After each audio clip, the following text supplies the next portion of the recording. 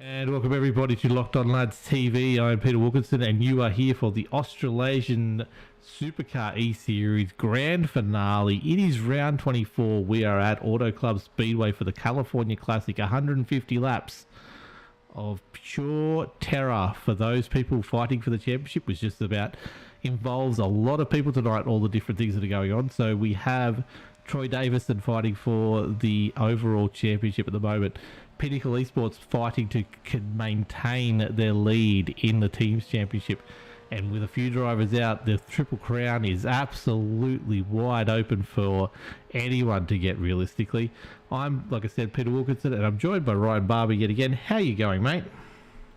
Hey Pete, I'm doing pretty well. Jumping in for the final round of the championship for Australasian Supercar E-Series. We are, and practice, should I say, just getting ready to grid up, to get the race sorted. We have Troy Davidson, out on track at the moment, turning laps. Longer race here tonight, 150 laps, and it's pretty long track too for its classic D-shaped cookie cutter type, 2 miles long. So yeah, Pete, I'm looking pretty forward to tonight. It's going to be a good race. We're going to decide the championship for both the drivers and the teams, and overall we should have some awesome action to watch tonight. That is it. We've also got a few other positions to sort out down the field in the championship. No Justin Witcher tonight, as we already know. He's been out the last couple of weeks. Congratulations, commiserations, whatever. We're going to do it for the wedding. But we have Barry Neal currently fastest. He was fastest in practice as well, which is a big deal. He was the only person to get into the 39s out of the 40s. So that is a huge effort from Barry Neal. But Troy Davison has just finished his crack, and that is where he's going to finish. He's currently no better than 4th right now. Let's go back and have a look at who's still going. Most people are... Let's go with Kim Roffey. If I can get TV1 back up. Kim Roffey is out there on the track trying to set a time. Has not set a time yet, and he will slot that one in, picking some dirt up along the way. He goes to, I can't pick that, 11th position with a 40.647. Hopefully the second one is a little bit quicker, goes a little bit further up the track.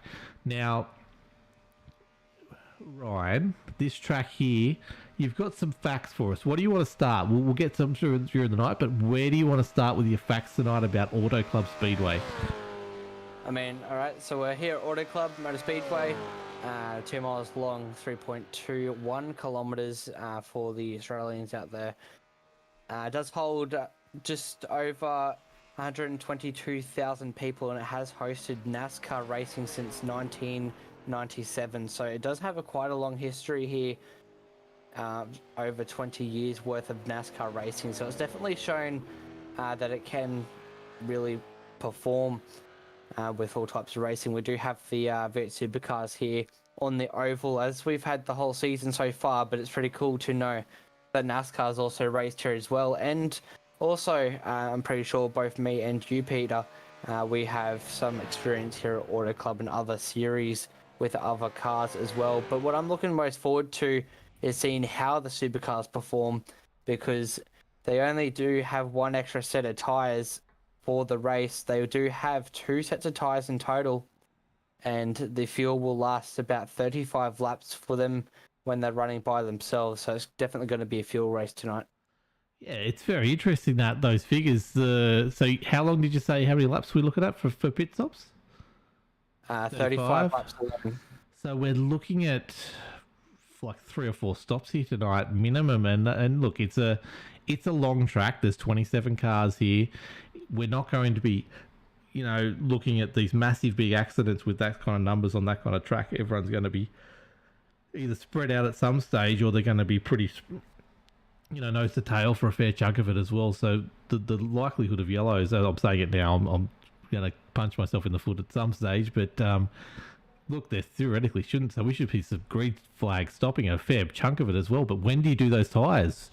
What stage? Like, do you leave them to the end? Do you do the start? Is there a big drop off? It's going to be a pretty interesting little race here as we go to pit lane and we watch these cars start to line up as we get Barry Neal on pole position who is there now on the track. So let's go through qualifying. Shout out to Stevie Hoppett, who's in chat right now. Thanks for the wishes. He wore himself about the grandkids, no racing tonight. That's fair enough. I understand that completely. I don't have grandkids, so I don't really. But Barry Neal takes the front of the grid. Christopher Finlay second. Davey Douglas third. Troy Davison doing exactly what he needs to do here tonight to win the championship in fourth. Todd Maxfield fifth. Aaron Dillon sixth. Raymond Yeager seventh. Peter Matson eighth. Greg Spencer ninth. Tony Roffey in 10th. Nicholas Walsh in 11th. Kim Roffey in 12th. Warwick Sharp in 13th. Michael Slater 14th. Adam Malone 15th. Gary Wellman 16th. Noddy Topkins 17th. Craig Roffey 18th. Dwayne Priest 19th. And Philip Howe 20th. Tom Pritchard 21st. Richard Cock in 22nd. What did I say? Richard? Tristan Cock in 22nd. I've been calling him for so many years now. Not years, but at least a year. In 22nd. Shay Malau in 23rd. Will Jesberg in 24th. Ash Nesser in 25th. Good to see Ash back. And Ruben Phelps in 26th. And Jamie Nankervis in 27th, with momentum taking up those last two spots on the grid. Whew. We've got a lot of stuff to play out here tonight. We've got a lot of racing here tonight, Ryan. What do you suspect? I talked about, the length of the track versus how many cars are on the grid, not many yellows. How do you see it playing out from your eyes? Well, Auto Club's not a super speedway, but I kind of think of it very close to. They only have one set of tyres, like I just said before, so they do have to look after those tyres. We do have 150 laps, as you can see on the timing tower there.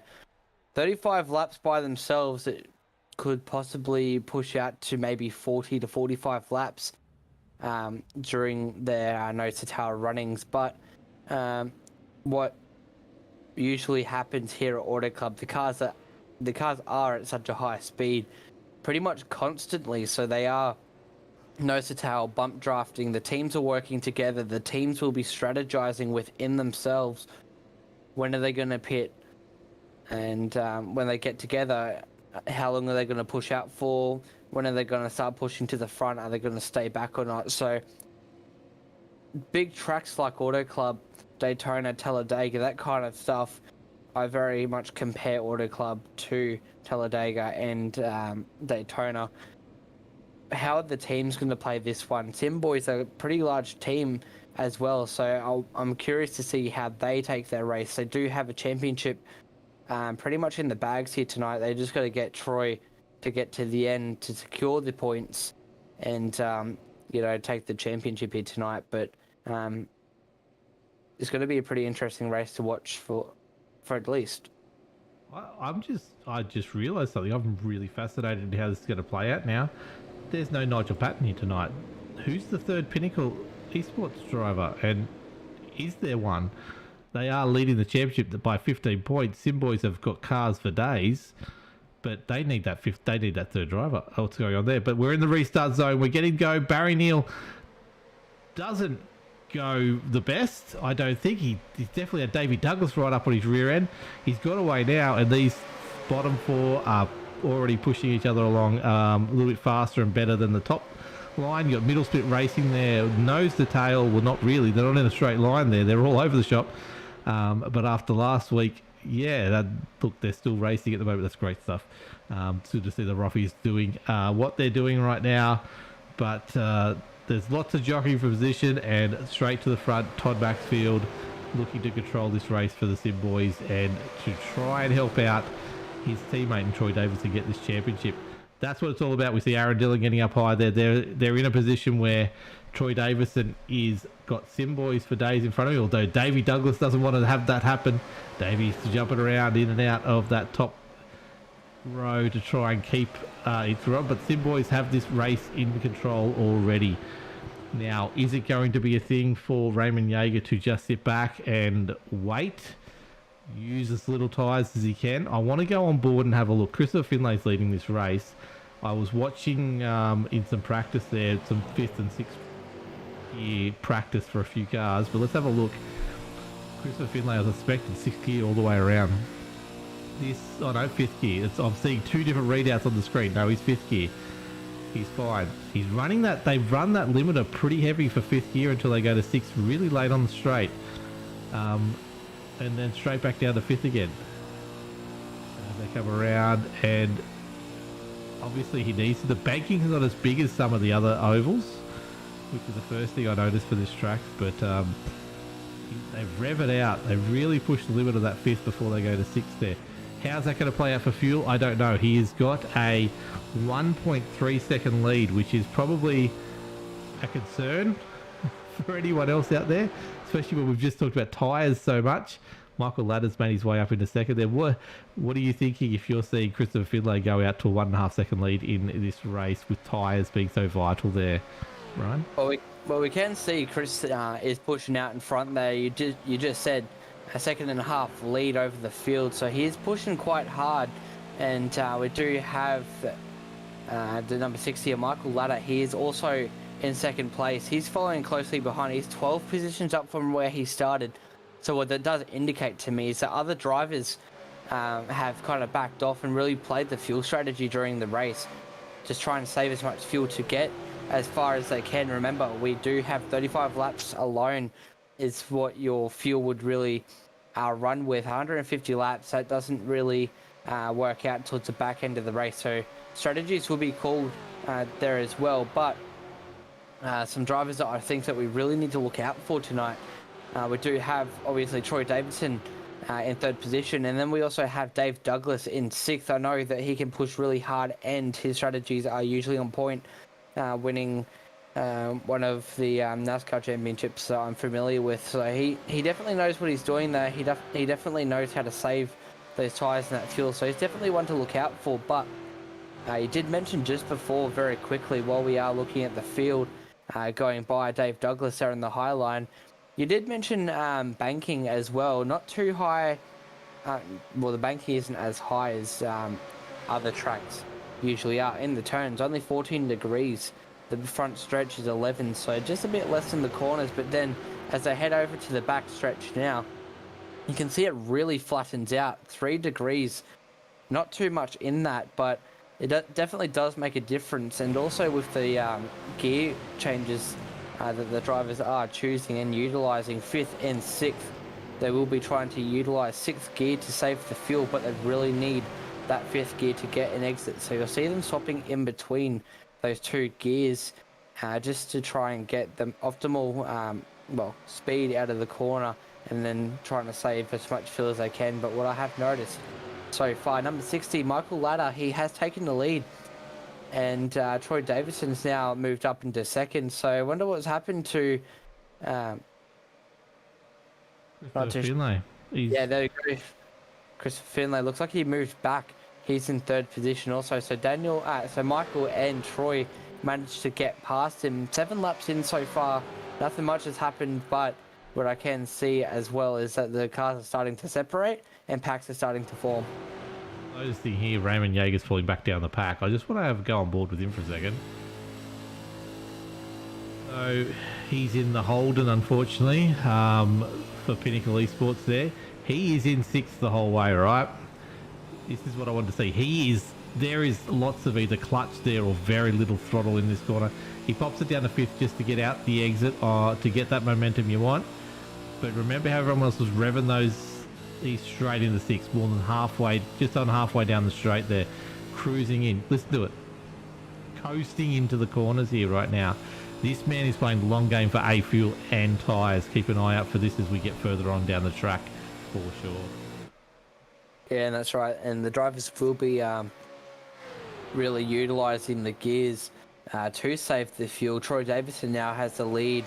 Michael Ladder, he's moved into 2nd position, now in 1st. So he is starting to fight with the sim boys of Troy Davidson and Christopher Finlay. But remember that Christopher Finlay, Troy Davidson, the teammates in sim boys, and they will be pushing to get past him as well. 2 cars against 1 out in the field. They've really pushed out a pretty big margin back to Peter Matson too.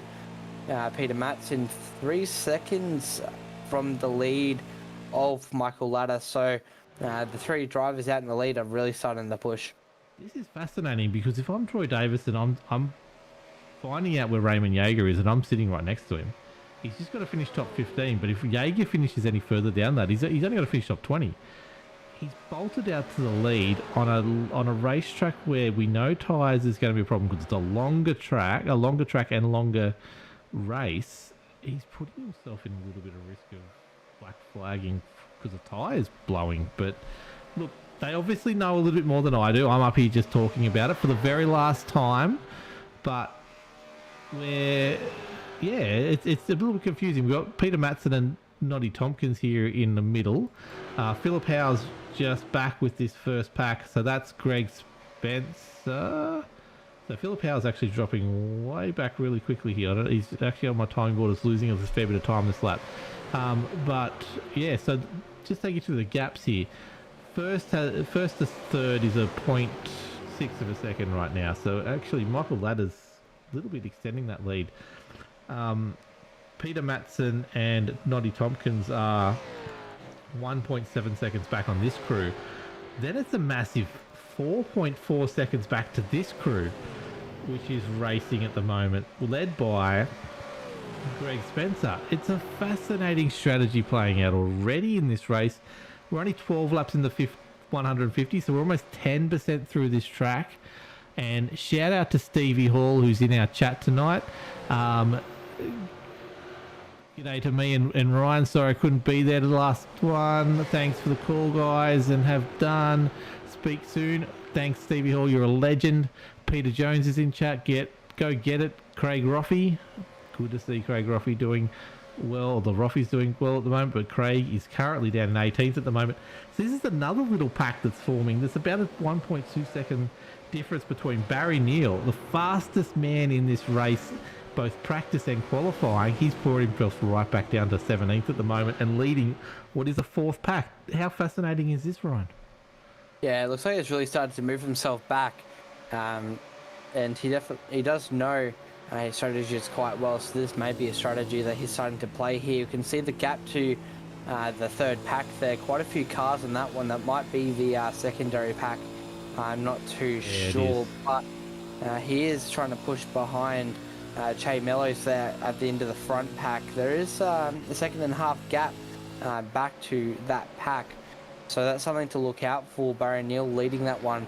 Also something to keep mind for as well with Barry is his fuel also, because remember Craig Roffey's there behind him in 18th, Barry Neal's in 17th, and Barry Neal is pushing the lead of that front, the third pack should I say, and he'll be burning up quite a lot of fuel, so you might want to take a switch with Roffey to save a little bit of fuel. Yeah, definitely. It's fascinating little race at the moment turning out. We've got Michael Ladder's crew has actually got Peter Matson and Noddy Tompkins joined it now at the moment. So the top five is covered by is in this lead group, and then there is about 8 seconds now back to Greg Spencer at the moment. Greg Spencer and that crew is obviously driving to a time, and that's all they want to do because they know that they can get a certain amount of distance out of that. These guys are not doing so much. I'm very interested in your thoughts on this. Well, Michael Ladder's hanging low. You've seen it a few times. Most of the drivers are doing the high line around the corners. I assume there's a little bit more banking maybe up high, but it's just a better way to get around. But Michael seems to be hanging low the whole way around, which theoretically is the shortest version of the track. What's in it from your eyes? Well, staying low, we can see Michael Ladder doing with Troy, Chris, and others that are chasing behind him. Down the bottom line there, he may be burning up his tyres a bit more than those guys on the high line, really using those momentum, those guys up in the high line just to get through the corner quickly. We'll very quickly see them overtake Michael, so interesting. He may be burning up his tyres a bit too much. That's kind of my opinions watching this one, just kind of sitting back and observing. He might be burning up those tyres a bit quicker than the other cars, and that will really start to bite him at the end. These drivers will be trying to push as far as they can to the midway through the race, which is lap 75. So they will be trying to get to that critical lap 75 tyre-wise. But obviously this fuel strategy will come into that one as well. You see Peter Matson there and Noddy Tompkins making their way around the outside of the two Sim Boys cars, taking the lead here. Sorry, not taking the lead, but taking second and third at the moment.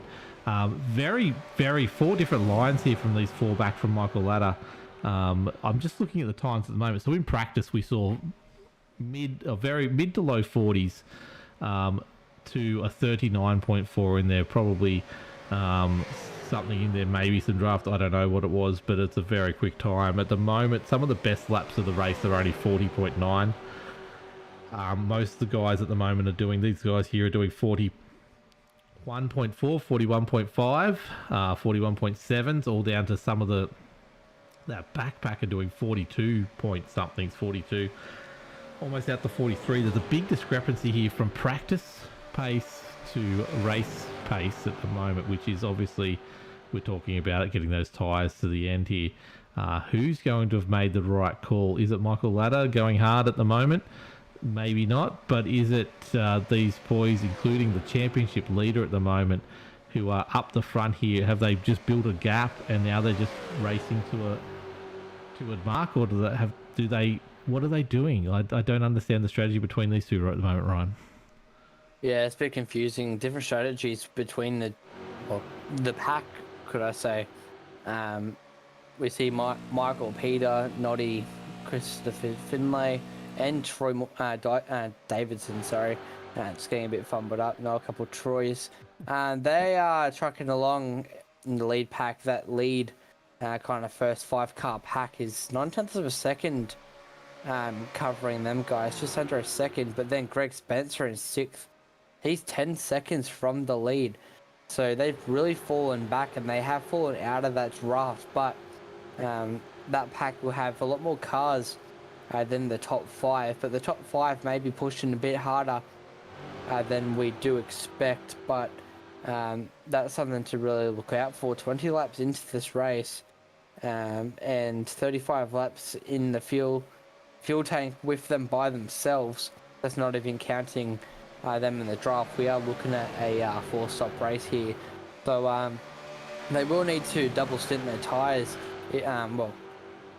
Triple stint, I should say. So they will need to come into the pits once and twice and then change their tyres afterwards. So it's going to be a really big push. I do believe they will possibly try and triple or quad stint it to be able to have freshest tyres at the end. These drivers also playing the long game, trying to get to the end. The final 10 laps is what counts. We haven't really seen any drivers hit any walls or spin out or really tangle with each other. But this is the last round of the Triple Crown, and hopefully all the drivers want to finish here tonight, so they're playing it smarter. Yeah, that's it. And we're looking now, so it's a 42-second lap the way some of these cars are doing at the moment. From first to last is 24 seconds. We're going to get to a point where some of these cars... Hold on, we've got Dwayne Priest is in the pits already, 22 laps in. This is interesting. I saw him have a weird discrepancy on his timing board before, but this is going to take him off sequence with everyone. I don't see why we're pitting at the moment unless something's happened with him having to get out. But I wanted to go before we had I was showing pictures of where Davey Douglas is, which is that second pack now. So we'll go past here as they go past. We've got the 2 Sim Boys up front. We've also got then these 3 Sim Boys here in a row. So they're working together. They definitely know there's a strategy here of Toddy Maxfield, Aaron Dillon and Gary Wellman here are running with Davey Douglas and Greg Spencer and Raymond Yeager and the likes that are just going at that mark, which is slightly slower than that lead group, but it's enough to have them now 11 seconds off the lead as they come around. Dwayne is still in the pits, so I think there's something more happening there than... I think he's having some difficulties with the group, maybe. But these guys are out running to a pace at the moment, 24 laps into 150. We are almost 20% through this race as the cars... It's a bit of nothing at the moment, to be honest. We're just going along. Have you got any more facts about Auto Club Speedway at the moment, Ryan, as we get ready to actually Dane Priest has just come out of the pits as well, so there is something happening there. A minute and 1 second. I don't know what happened there, but he might have just been fixing something. But Ryan, you got any other stats there for us? Well, I'll give a quick recap in just a second. I did notice, just having a little scroll in the Discord channel as we've been running, Dave Douglas is actually in the Pinnacle voice chat with Raymond and Greg. Dave Douglas may be working together with them a little bit. Well, Dave Douglas, haven't really seen him much this season or at all. So he's dipped his toes in the Australasian Supercar E-Series at the end here. So maybe he's jumped in with Pinnacle Esports for this one. Just being a designated third driver. Good pickup. Yeah, good pickup. I like it. In replacement, but why not? I'll go through the stats that I did say earlier. +1 Auto Club final triple crown round. 3 out of 3. We did have Aiden Schulz. He won the first one. Not too sure who won the second one, but we are going to decide who won the third one. 150 laps, as we can see, 26 laps in. They have 2 sets total. They have one that they start on and then one that they change on. So they're currently on the first set of tyres. 35 laps alone, 75% fuel. It goes into their tank. So that fuel strategy is going to play along pretty nicely with them. As we have seen a car in the pit lane, but it doesn't look like that was any kind of green flag stopping so far. 2 miles long, 3.21 kilometers. So it's a pretty long one for this round.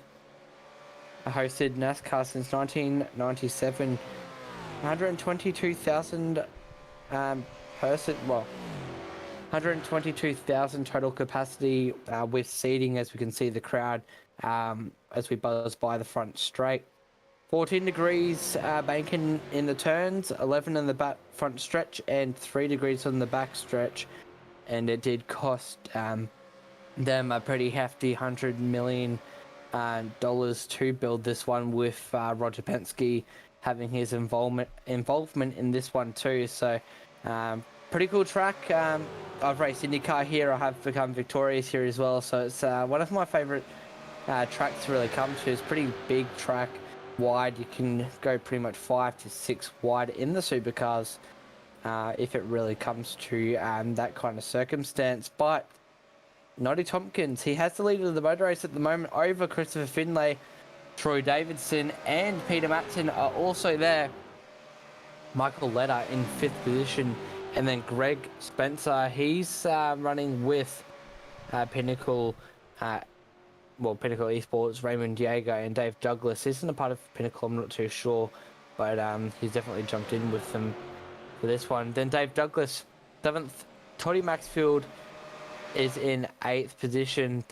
Aaron Dillon in 9th, and Gary Wellman ends the Pinnacle streak of the top 10 before we do head over to Raymond Yeager. But so far, so good. Drivers are running clean. We don't really see any scuffs up the right-hand sides of them. Looks like they're all clean. They have their mirrors on the car, so they haven't hit any walls. So that's a good thing to see. Nearly 30 laps into this one, 5 laps before we really start to see some cars coming into the pit lane. And then within the 5 laps after that, within lap 40, we should start to see our first green flag pit stops. And that's one to look out for, because some cars, well, all cars will only take the fuel, but we usually do see some action happening once they're back out on track and they are a bit shaken up with the pack. Yeah, definitely. I've just found the Triple Crown points tally at the moment, but firstly I want to thank Edge Setup Shops, Witcher Electrical and United Electrical Solutions, as well as Hot Toddies, and the major sponsor, My Private Cellar, for bringing you this series all year long. It has been great that they've been able to support this series the way they have. It's been able to help me do my job just a little bit easier for Locked On Lads, and that's been great. So thank you so much. Go support them if you can. That'd be good. But we have Craig Roffey leading the Triple Crown Championship at the moment. Well, technically he's third, but first and second are not here tonight, so they aren't going to win. So of the races in this series, Craig Roffey is on 58 points. Raymond Yeager is on second on 56 points. There's only 2 points between Craig and Raymond Yeager. Brad Fenlay's not here tonight. Dylan O'Shea's not here tonight. Greg Spencer is, though, so he's on 44 points. Andrew Dyson is not here tonight. Christopher Finlay is, so he's 43 points. So he's about 15 points away from Craig Roffey. That means he is up the front. We can see him right there. If Craig finishes back around the 16th, 17th, 18th mark, he does not win it. Sean Hart's not here. Toddy Maxfield is, though. He's in 11th, technically, on 40 points. Darren McKenzie's not. Ruben Phelps is. He's on 40 points as well. Other than that, Jamie Nankervis is there and thereabouts. Adam Malone, Gary Wallman back to 32 points. So they're sort of getting to the borderline position of they can't win it. So that's your main contenders for the Triple Crown tonight. Thank you to My Private Cellar for being an absolute legendary major sponsor and bringing you all this action all year long. So who knows what it's going to be next year. At this stage, Locked On Lads is finishing up, but it will be action-packed next season. I can guarantee that. Get your registrations in as soon as it goes live, because you don't want to miss out on this series when it comes back next year or whenever it does come back. I have no insider information on what's happening with that. But at the moment, we've got this gap between sort of the first 5 and the second group is now out to 11 seconds still. So it's pretty steady at the moment. So they're both running about the same times, 41.2s, 41.3s. That gap then to that next group, which is led by Kim Roffey, which is splitting up a fair chunk at the moment. With the Pac-Man inspired Ash Nessa car looking great there, by the way, in this pack, which has then Craig Roffey as well. Ruben Phelps is then further back with Jamie Nankervis and all the way back to Barry Neal. The fastest man in this track at the moment as far as qualifying and practice is sitting 25th out of 26 cars remaining in this race at the moment. He knows something. He's racing to a plan, which is good to see at the moment. So it's going to be very interesting. Gap from first to 26th is now 35 seconds. These cars will go on board with our current leader of this race and have a look. You can see the back end of the trail is just ahead of him there. They're going into the corner as he's coming halfway through. He is about to start lapping cars at the moment. What that will mean for the end of the race, who knows at the moment. Dwayne Priest is out. I did mention that as well, maybe. But at this stage, we are getting to that 35 lap mark, which is that mark that Ryan was telling us about. Yeah, so it is all good at the moment. How are we looking for Greg Spencer going into pit lane at the moment? There we go. So it looks like we might be seeing the first stages of this green flag pit stop. Greg Spencer traveling down the pit lane. We do have a bit of a higher pit lane speed, 90 kilometers an hour. They are. See the lights flashing as he is getting ready to come into his pit box. P15 down the back. We can watch him get ready to hit on his marks. He gets the car stopped beautifully. Up on the jacks he goes. And he starts to pump in the BP Ultimate Fuel. Should I say that they do say in real life. Lap 37 we're taking over now, but he's still up on the jacks. We will see him up on the jacks for about 10 to 20 seconds. Michael Ladder has entered the pit as well from the front pack. That's the leader of both packs pretty much coming to pits right now on the 37 lap mark. And that's what I did mention earlier too. The lead laps, the lead car of each pack, they do burn up quite a lot of fuel also. So that will be a bit of a game to play later on. But now we should be seeing the likes of Troy Davison as I speak. They're coming in. Peter Matson, Christopher Finlay. Everyone's coming into the pit lane now. Actually, Troy Davison stayed out. Just sorry to interrupt you there, Ryan, but yeah, Troy Davison stayed out. He's saved obviously a little bit more fuel than everyone else, but yes, keep going with 3 cars in the pits again. Oh, Peter Matson's also in the pit lane too. Bit of a speeding. Oh, look how quick they got into. A bit unusual to see them going that quick in the pit lane, but Auto Club being a bit of a bigger track, it does allow stuff like that. But Troy Davison, our leader, he's 10 seconds ahead of Dave Douglas, and he's coming into the pit lane now for his stop. So let's watch him get down. You can see the pit limiters on now. The lights flashing, and looks like everyone now has done their stops. So you see Dave Douglas in the background coming in as well. So our leader, Troy Davison, in the pits, and we should see. It looks like Aaron Dillon may be our new leader as he's back on track after his green flag pit stops. But lap 35 was my guess, being alone, but now we are on lap 39 and everyone has come into the pit lane. As expected, I did say within 5 laps after lap 35 that everyone should be done, and now they're done. So let's see how long they can keep their margins out. We should see them within the next 35 to 38 laps back into the pit lane too. So around lap 80 is when we'll see them back into the pit lane, and hopefully we have a caution before them to really bring these cars back together, and we should have the race back in our hands. Yeah, that's it. So we're it's all thrown out. So Aaron Dillon's now back at the top again. We've got Adam Malone coming in now. So this really starting to pit. I want to see how long Raymond Yeager can go for. He's the benchmark. We talk about him, dropping, not really pushing the car fuel-wise before. You can see that a KISS car in front making it a little bit hard for Raymond Yeager, so he's going to get around him. Aaron Dillon is doing a great job, although he's coming in now as well. Gary Wellman as well. Raymond Yeager is the only car not to stop at this stage. So let's just keep an eye on him, how far he can actually push it, because we could hear him clutching it and coming in to corners, and definitely trying his best to save fuel. He's running alongside the 030 of... which Roffy is that? That should be Craig, I assume. My brain can't find him. Yeah, it is Craig there, but Craig is a lap behind as Raymond Yeager's hanging very low here, so he's coming into pit lane. Let's see where he pops out compared to everyone else. The interesting thing is we've got Gary Wellman is still in pit lane. Aaron Dillon's in pit lane.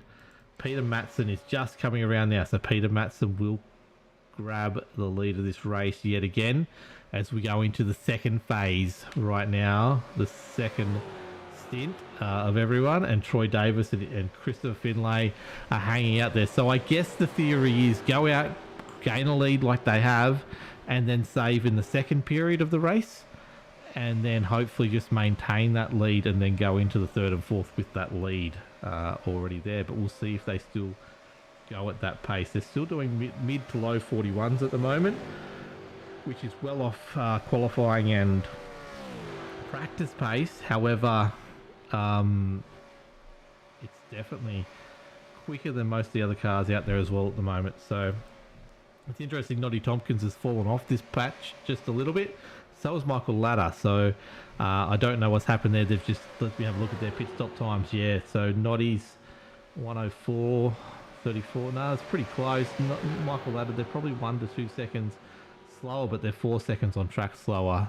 So I don't know what's happened there, but we've got now everyone down to 23rd position is on the lead lap. We do have 3 cars that are currently a lap down. 42 laps. We're almost a third of the way through this Triple Crown final round of the season with it all to play for, and we've got a current Peter Matson leading the series, leading the race. Sorry, Christopher Finlay second, doing his best to win the Triple Crown tonight. Troy Davison third, doing his best to win the championship tonight, and they're both doing their best to win the team's championship. Noddy Tompkins in fourth, Michael Ladder in fifth, Adam Malone, and here the pack. The pack is actually only 8.7 seconds further back, but that's because of this middle pack. Noddy Tompkins and Michael Ladder is 4 seconds off the lead, so 14 seconds. This pack here is off the lead of the race at the moment. It's growing. It's growing every time, isn't it, Ryan? Yeah, and we do see a bit of a fight here. Adam Malone, he's having a pretty good crack with Michael Ladder. Is that Michael Ladder? No, it's Tom Pritchard. So 2 teammates are together also. Tom just flew in today back into Sydney, so he's flew in and got him straight back on the rig and having a bit of a fight with his teammate Adam Malone. Dave Douglas is also there, and then we also do have Raymond Yeager. He's came out of the pit lane and he is trampling along with them also. So like I did say before, bit of a team strategy here as well. Simboys down the back end of that pack, they're tucked in with each other and they're starting to work with each other as well. So keep an eye out for them. And then also during the front pack there, we're looking at Tom Pritchard, Adam Malone, Sky Point, Southern Stars, same team. They'll be working together also. So very team based for a track like this, and we are starting to see that evolve as we do have up the front there. Christopher Finlay is leading the charge with his teammate Troy Davidson. He's in third also. So they are starting to find each other. Well, at 45 out of 150, we're nearly a third into it, and so far we haven't seen any big incident. We've had no cautions, and everyone looks like they've stayed relatively clean. Just going through the pit lane box times, right? So most of the people are 34 seconds. That's what I would call the average when you take out the higher and lows. About 34 seconds on pit lane, on the pit box. Sorry, minute 4 was transition time from start to finish. So it's a long pit lane because of the longer track here. But there's a couple standouts here. Now Philip Howes had 41 seconds on the box. So whether he's got a little bit of damage there, unknown. But the one to keep an eye out for, Warwick Sharp in 14th position, right? He's 31 seconds off the lead, but he only spent 31.3 seconds on pit lane. That means he saved a hell of a lot of fuel in that first stint. Adam Malone, sorry, I just saw Adam Malone in the timing board. They're racing like a peloton at the moment. They're dropping right to the back of that pack and moving along as a one long line, which is good to see. But yeah, going back, Warwick Sharp doing a great job there. Philip Howes just actually now dropped back sorry. But Warwick Sharp definitely one of the best on fuel in that first stint. Along with Craig Roffey, the person leading the Triple Crown at the moment. He's snaking in behind Momentum Racing there with Ruben Phelps, and he's got a bit of damage there on the right hand side of his car. He's hit a wall at some stage or another car. Definitely got a scrape down the side there, but he is currently leading the Triple Crown, and he was only on the box for 32.6 seconds, which doesn't sound like much, but over the length of the race, that could make some kind of a difference come to the end if these guys start putting the pace back on, and he needs to save time on pit lane. You can see him getting right in behind the cars. He doesn't want to burn a single litre of fuel here. Let's go on board with him. You can see him get right in behind and then off. Coasting. Let's see if he goes down the 5th at all, or if he's just gonna coast in. He's definitely not doing what Raymond was doing, where he definitely lifted completely. He goes in the 5th just for that exit. And 6th straight away, so not too similar. And there you go, he's off at Rodden Straight as well. He is saving fuel like nobody's business right now, which can help him right at the end of this race.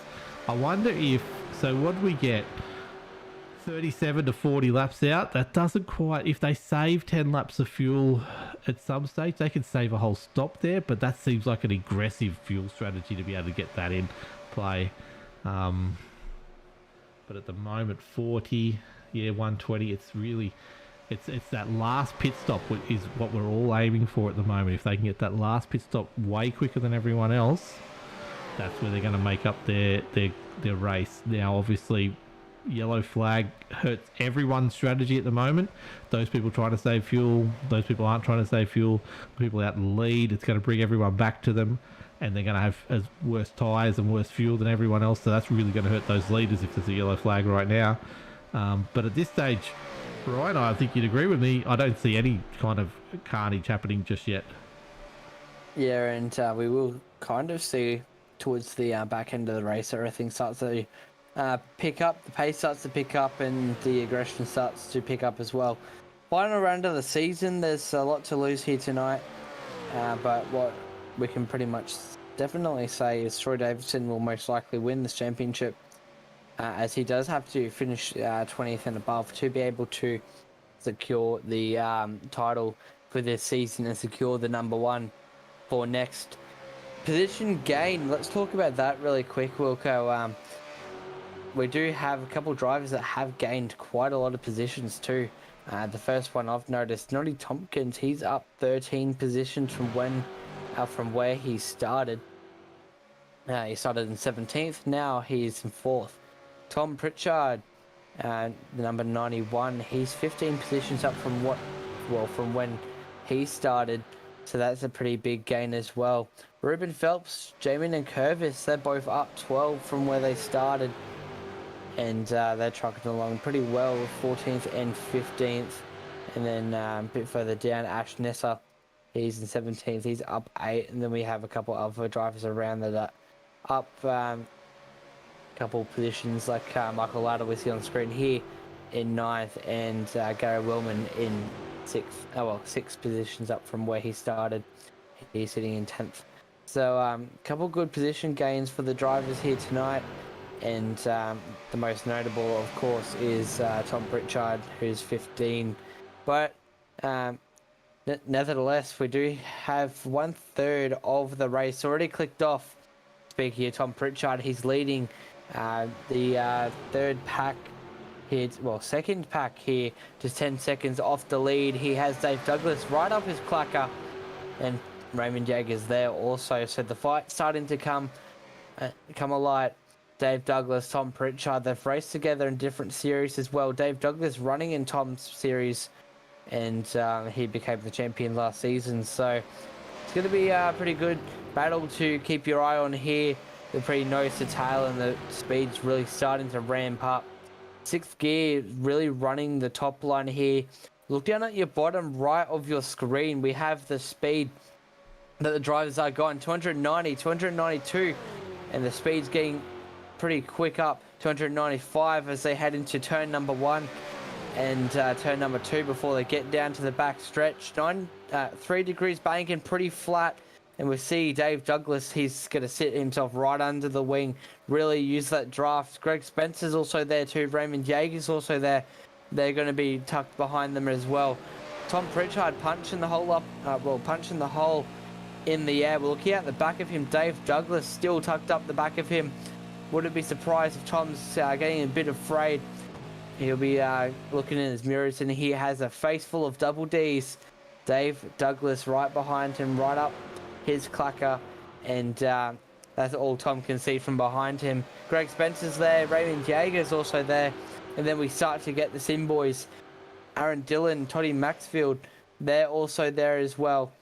And ending that pack is Adam Malone after Toddy Maxfield. But 56 laps into it so far.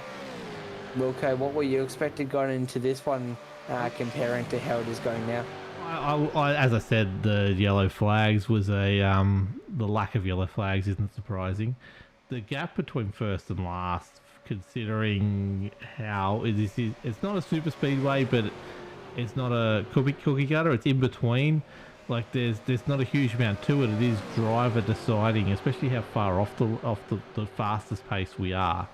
It's the driver deciding where they need to go to get those tyres to where they need to be. We knew it was going to be a tyre race, to be a little bit longer. So it's surprising me how big a difference there is. Like let's go to look at Christopher Finlay, Peter Matson and Troy Davison out in front. They've 8 seconds, almost 9 seconds now back to Noddy Tompkins and Michael Ladder, who are running with the lapped cars of Barry Neal and Nicholas Walsh at the moment. You've then got another 10.8 seconds from them back to Tom Pritchard, who's leading this group of guys that I normally would think of as fast-paced guys. They're driving there for a reason. Then there's another 10 seconds back to this grap, which is built with the Momentum Esports or Momentum. Gee, I keep stuffing these guys up. Sorry, Momentum Racing team and Middle Split Racing teams, which are fast drivers. We know that. Ash Ness has been up, and he's either won or definitely got a podium this year as well. Then you go back to this. The most interesting one is when we go a lap down. Barry Neal. He usually loves being at the front. We talk about how much he loves being at the front, and he just can't convert it. And he's shown how much pace he's got tonight. Yet he's a lap down at the moment, and for what reason I don't know. I assume it's tyres that he's running to a number, but that's what's fascinating me about tonight is this strategy that's coming along. And I'm really, really interested to see how this plays out right now. It's definitely not what I expected as far as who is where in the track and how close people are to each other, especially with championships on the line. That's the interesting one right now. Yeah, and talk about championships. Troy Davidson in third. He is our championship leader going into this one. He has been the championship leader for quite a few rounds of the championship. Really starting to see the fight. Well, we have had the fight between Raymond Jaeger and himself throughout the championship, but this is the round that we do finally get the championship secured, and it's what I've been looking forward to the most. We are, well, the final round of the championship here at Auto Club California Classic, 150 laps, and the championship is of course getting decided tonight. Troy Davidson leading the championship into this one. Raymond Jaeger, he was following 41 points behind. Craig Roffey in third. He is 85 points behind Troy Davidson. So the real fight here tonight is between the top three. Justin Witch is not here. He is in fourth of the championship, 115 from Troy. Troy completely clean sweeping this one with, well, looks like he doesn't have any wins, but the consistency is there. He does have pretty much the most bonus points of the season, 32, no penalty points, and of course consistency is key, as we can see, well, with him throughout the season. But the top three of the championship, these guys are here and they are racing together, and we will be deciding the top three between Troy, Raymond or Craig. But of course what I'm most looking forward to is who's going to take the win out of this race, the Triple Crown and the championship, and that all gets decided tonight. Yeah, I'm fascinated here again. Where we're watching the front three, I just noticed they're actually up on pace on their average right now. They were actually fairly significantly down on pace last lap. They did 42.9s, 42.2s and 42.1s. I didn't really notice why that happened, but they're back up on speed again now. They're actually going to put in a fairly quick lap here in the very low 41s. So something happened there last lap where they all seemed to have slowed down. That gap to Noddy dropped to even down to almost 7 seconds, but it's now back out to 8.5 at the moment. So not sure what happened there. I was completely watching everything. I still don't understand what happened, but yeah, I thought that might have been a sign of tyres dropping off, but they've then just followed it up with an absolutely stellar couple of laps. They're actually putting the pace on right now. They're opening up the gap as much as they can. They're going about half a second quicker than they normally do right now, which is pretty interesting. Just an intro. I don't know whether I mentioned before, Che Malloy out of this race currently as well. I'm not sure what happened there, but he's pulled out. But let's go back and have a look. Michael Ladder, he seems to be struggling a little bit right now. So he was with Noddy Tompkins, right? Noddy Tompkins is in this group here. He was 8 seconds off the lead, as I said, but it's now further 8 to 9 seconds back to Michael Ladder. He's doing 43.4s at the moment.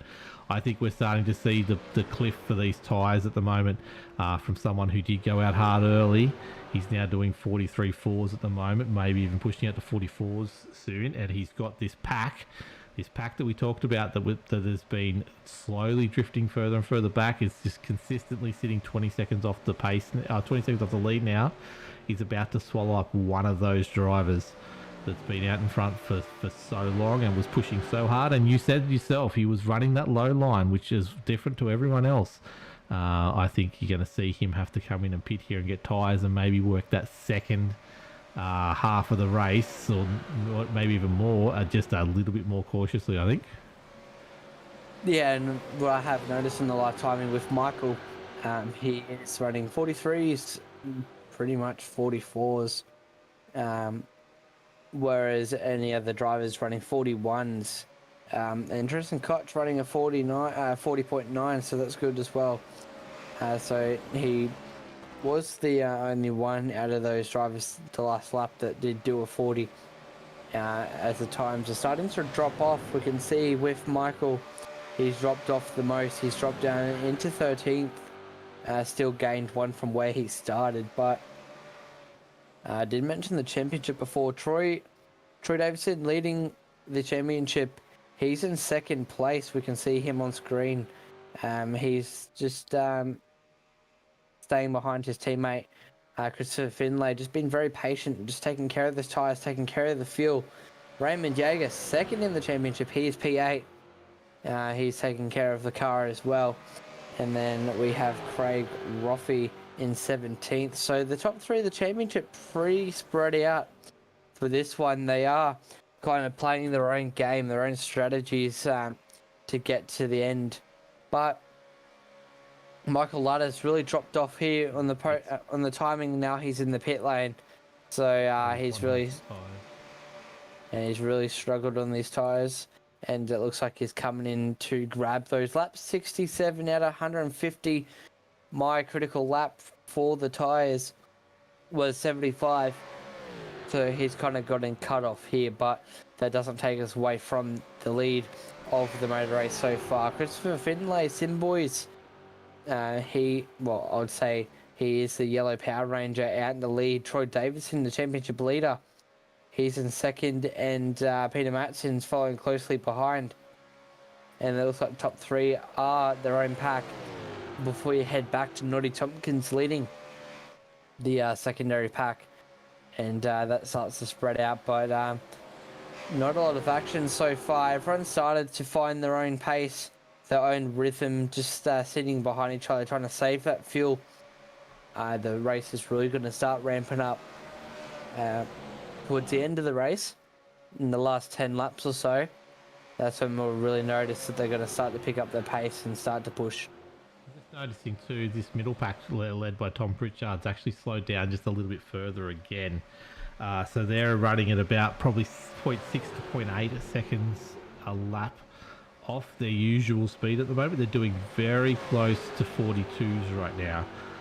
I don't think that's tyres. I think that's them just trying to push it that little bit further. They've seen one of the leaders drop off.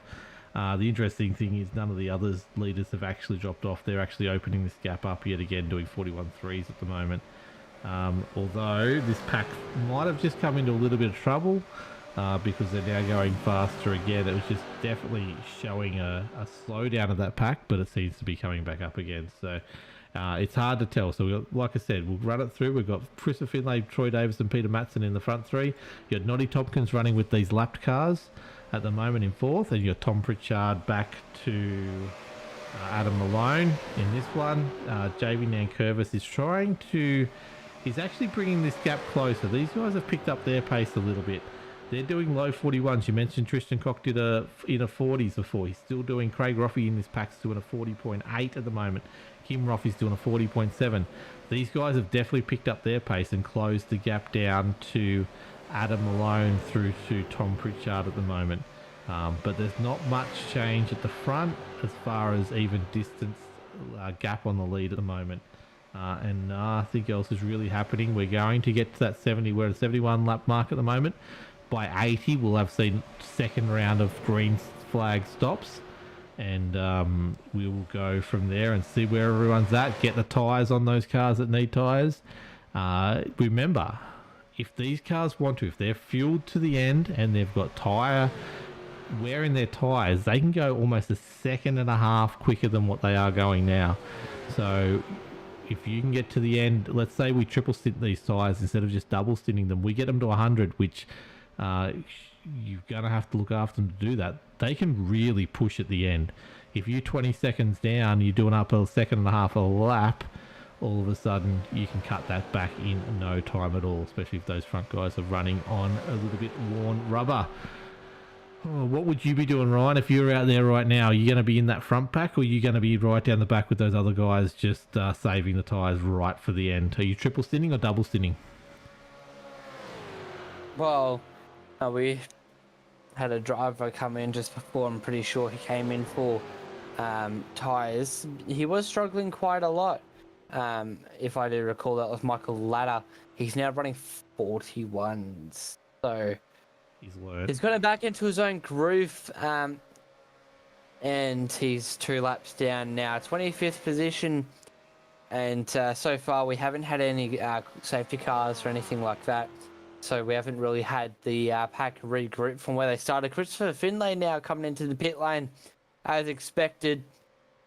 He's back on his pit limiter and he's coming in, and he was leading the race over his teammate Troy Davidson, now inheriting the lead. But we were going to watch Troy Davidson out in the lead.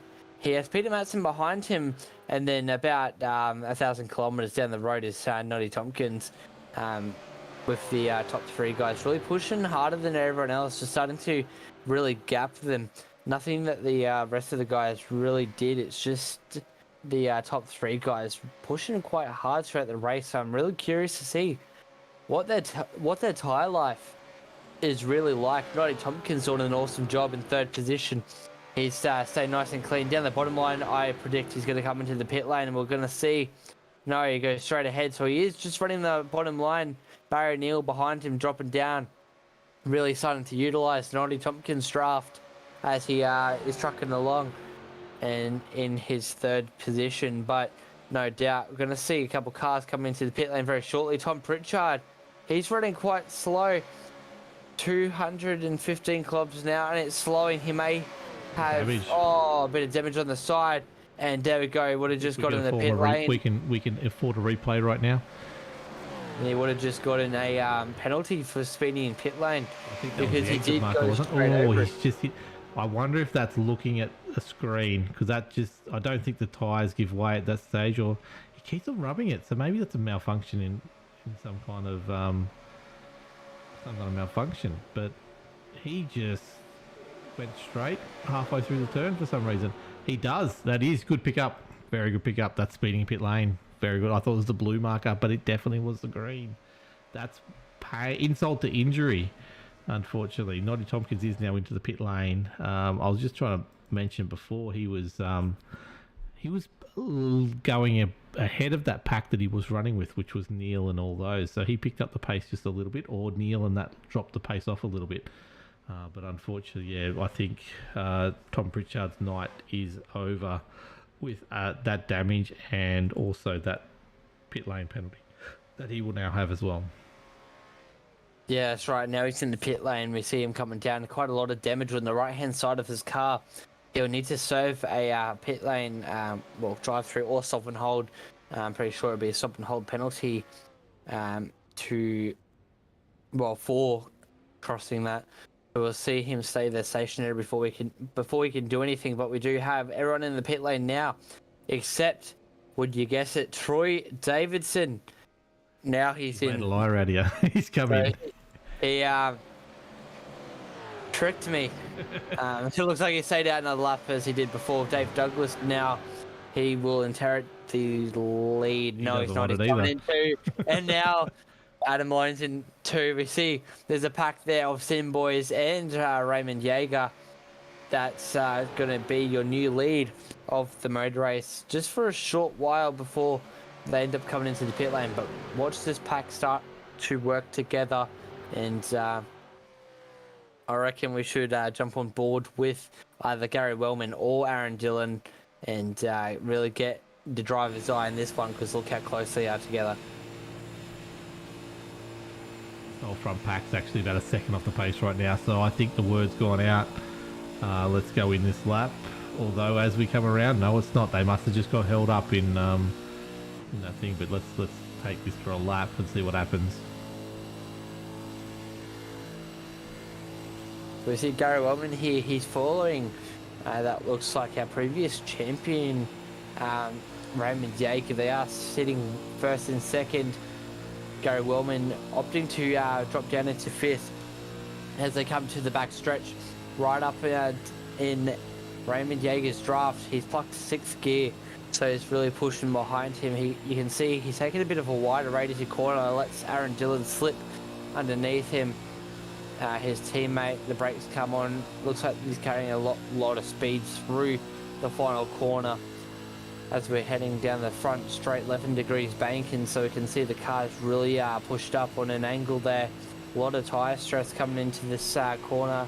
High speed, 280 kilometers an hour average into this one as Raymond Jaeger starts to jump back into third position. Aaron Dillon, Gary Wellman now takes the lead as they come by the back stretch and they fly past our cameras. Heading into turn 3, we have a Simboys 1 and 2, Aaron Dillon, Gary Wellman together, Raymond Jaeger's there. Then we head back to Toddy Maxfield, who's also there, and then that looks like there might be another Simboy. Not too sure who that is at the very back. I think that's Toddy Maxfield. So the top 5 there are together. Toddy Maxfield's lap down. So I assume he'll be waiting for Aaron Dillon, Gary Wellman, Raymond Jaeger, and Toddy Maxfield to make their pit stops before Matson and Davidson will take the lead after these guys come through the pit lane. Not too sure if they have actually came through the pit lane yet. They may have, but what I can say is currently hasn't been through the pit lane. They've been able to save quite a lot. 41 laps is the best of them, so that's Toddy Maxfield's done 41 laps. That's a fairly strong effort there, going as a pack, coming out as a pack. You would assume Peter Matson had that lead. It was pretty interesting. He came out, he's got about a 3-second lead over Troy Davison. Now they're both on pit lane for the same amount of time. They're both in pit box for basically the same amount of time. So I don't know what's happened there, what's happened with Troy and why there's a 3-second gap there. Although maybe they've come out and Troy's decided he needs to hold on to more tyres because he's actually lapping significantly slower than Peter Matson right now, and that gap is opening up fairly significantly. So maybe he got a little bit of a scare there from the tyre wear perspective when he's got his numbers in for that last thing. But you can go here and have a look. He's just aiming around. Currently looks like he's going to do almost a 42-second lap on fresh rubber at the moment. So he is playing this for the second half of the race for tyre wear completely. Christopher Finlay is the other person who was up there in this pack. He is going significantly slower as well right now. But they are still 1, 2, 3. Peter Matson seems to be happy. And if he thinks his tyres are good enough to get to the end and he's happy to go the pace he was, we could have a winner of this race. But it'll be interesting to see. Like I said, we need to get to the end of this race with as fresh rubber as you can, and you can really punch out some laps there and close the gap pretty quickly. It's hard to say if anyone triple stint it or not. We just don't have that data on us. But at this stage, let's go through the redone. Is it? Peter Matson is leading, Troy Davidson second, Noddy Tompkins third, Christopher Finlay fourth, Adam Malone fifth, Greg Spencer sixth, David Douglas seventh, Michael Ladders made his way back up to seventh. He's a little bit off on tyre strategy, so he is 16 laps into his stint currently. Eighth, keeps on jumping around. Warwick Sharp's up there at eighth. Michael Ladders slowly moving further back down the pack at the moment as well. Raymond Jaeger's just made his way into the top 10. But Christopher Finlay's the one who's going extremely slowly. He's 44.3 seconds at the moment for a lap and has the pace currently of a 43 lapper at the moment. And we do see Christopher Finlay here on screen in fourth position. He is kind of sitting back from Noddy Tompkins, who is sitting back from Troy Davidson, and Troy is 6 seconds off Peter Matson. So there is quite a variance with the distance between the cars. So you really got to keep an eye out on that. But we see Christopher Finlay in the pit lane, just like it just said just before, Wilco. So this is an interesting call to be made as we see the pack just behind him start to whiz past. So he may have gotten a penalty, or I think he's tried to triple stint. I don't think he's taken tyres the last stop, and because you could really tell he was wobbling and skating all over the place. Unless he's got problems with his rig as well, but I think he hasn't taken tyres. If this is just a stop for tyres, he might splash a bit of fuel.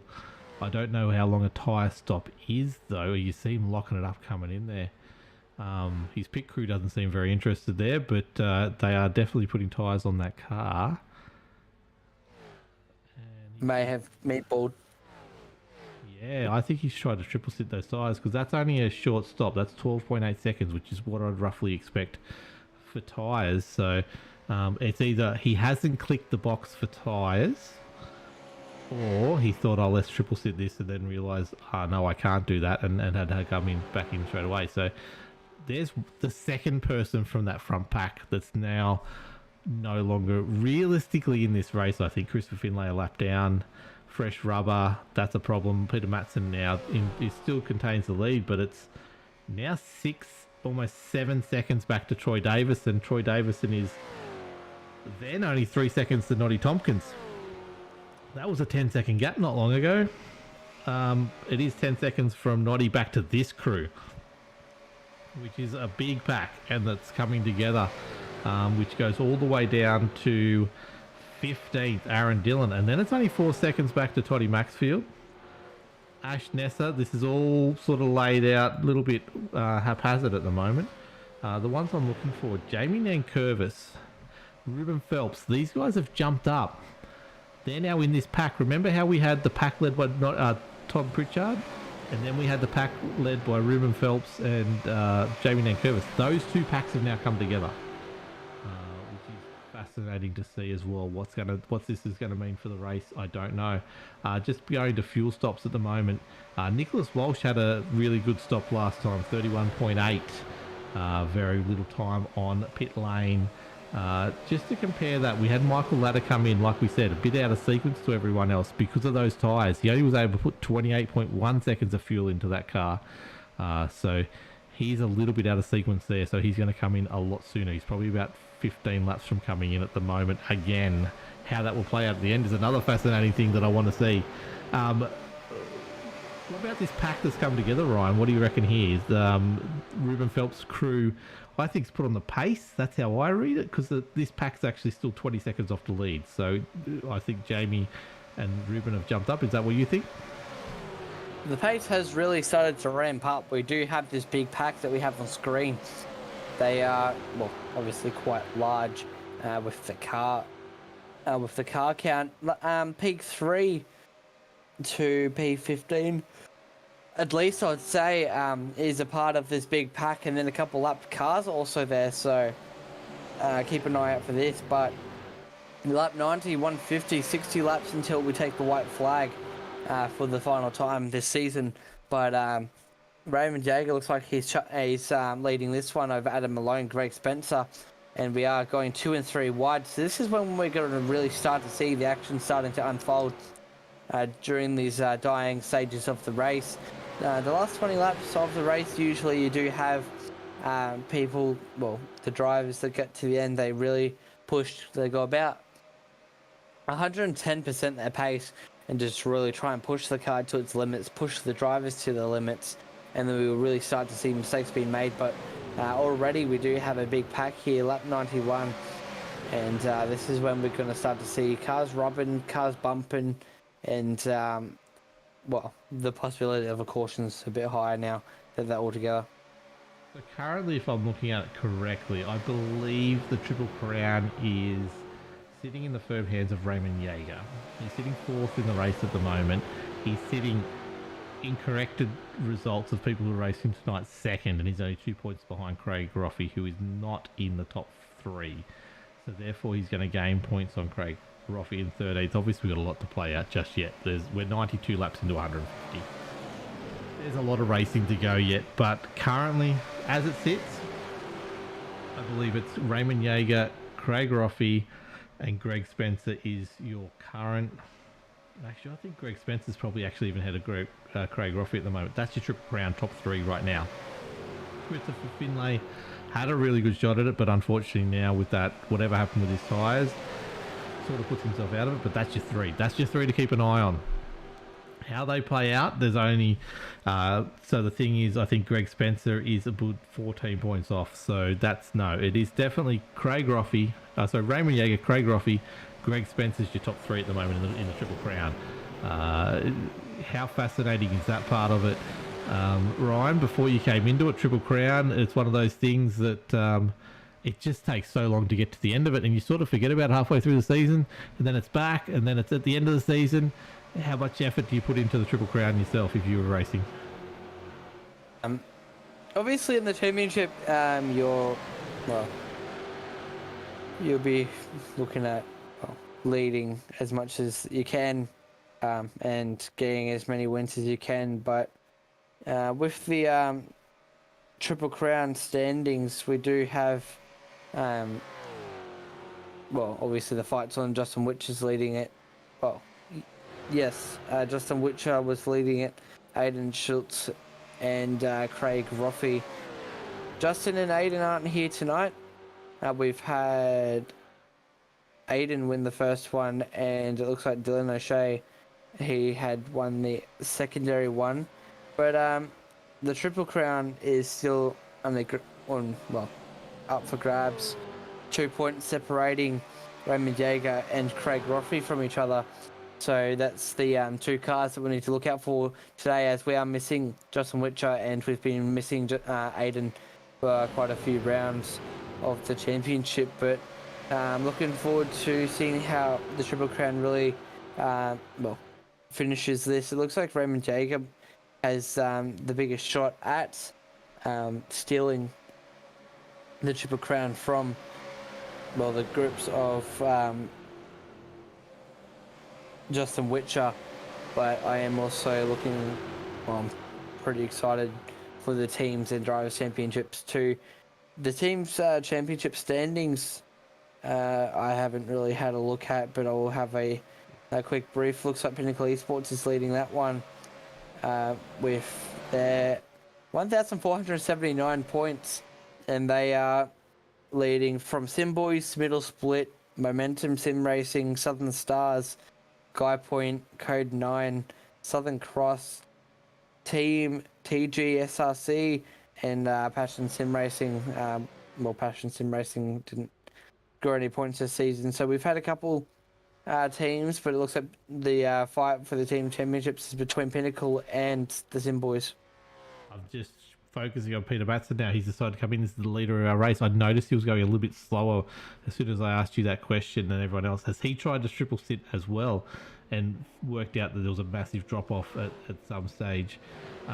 Because he is stopped on the pit lane for 20.8 seconds. So that is fuel as well, because he was 20 odd seconds laps into the stint. But I wonder if his tyres have gone on him as well. That's another driver. He can still come back from there. That's not too bad. But that is, so what do we got? We're about 52 laps out, so he's definitely still got to make one more stop. Everyone else has to make one more stop, but he's currently, that puts him a lap down, so he's not going to really gain that much back by being able to do another lap. That's interesting. So that's 3 of those front 5 are no longer really in contention right now.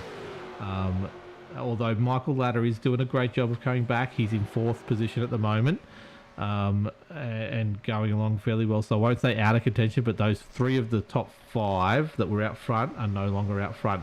It does leave Troy Davison sitting here in a pack behind Barry Neal, who, as we said, was a lap down. No longer a lap down. Now he's back on the lead lap and got speed to burn towards the end of the race if he does want to choose to. But Troy Davison's still doing 41s at the moment. Noddy Tompkins is right on his tail now. Noddy Tompkins has closed that gap right down. And then Raymond Jaeger. This pack was 20 seconds off the lead a few laps ago. I noticed that while I was talking to you as well, it dropped out of 17. It's now down to 15. These guys are slowly closing this gap down right now. Yeah, and they're starting to catch the lead too. Slowly but surely, Troy Davidson, Noddy Tompkins, that's your top 2. And then everyone else is a part of that big pack. Even a few lap cars. Barry Neal, he's gotten his lap back. He's done an awesome job in 18th position. He is 17 from where he started.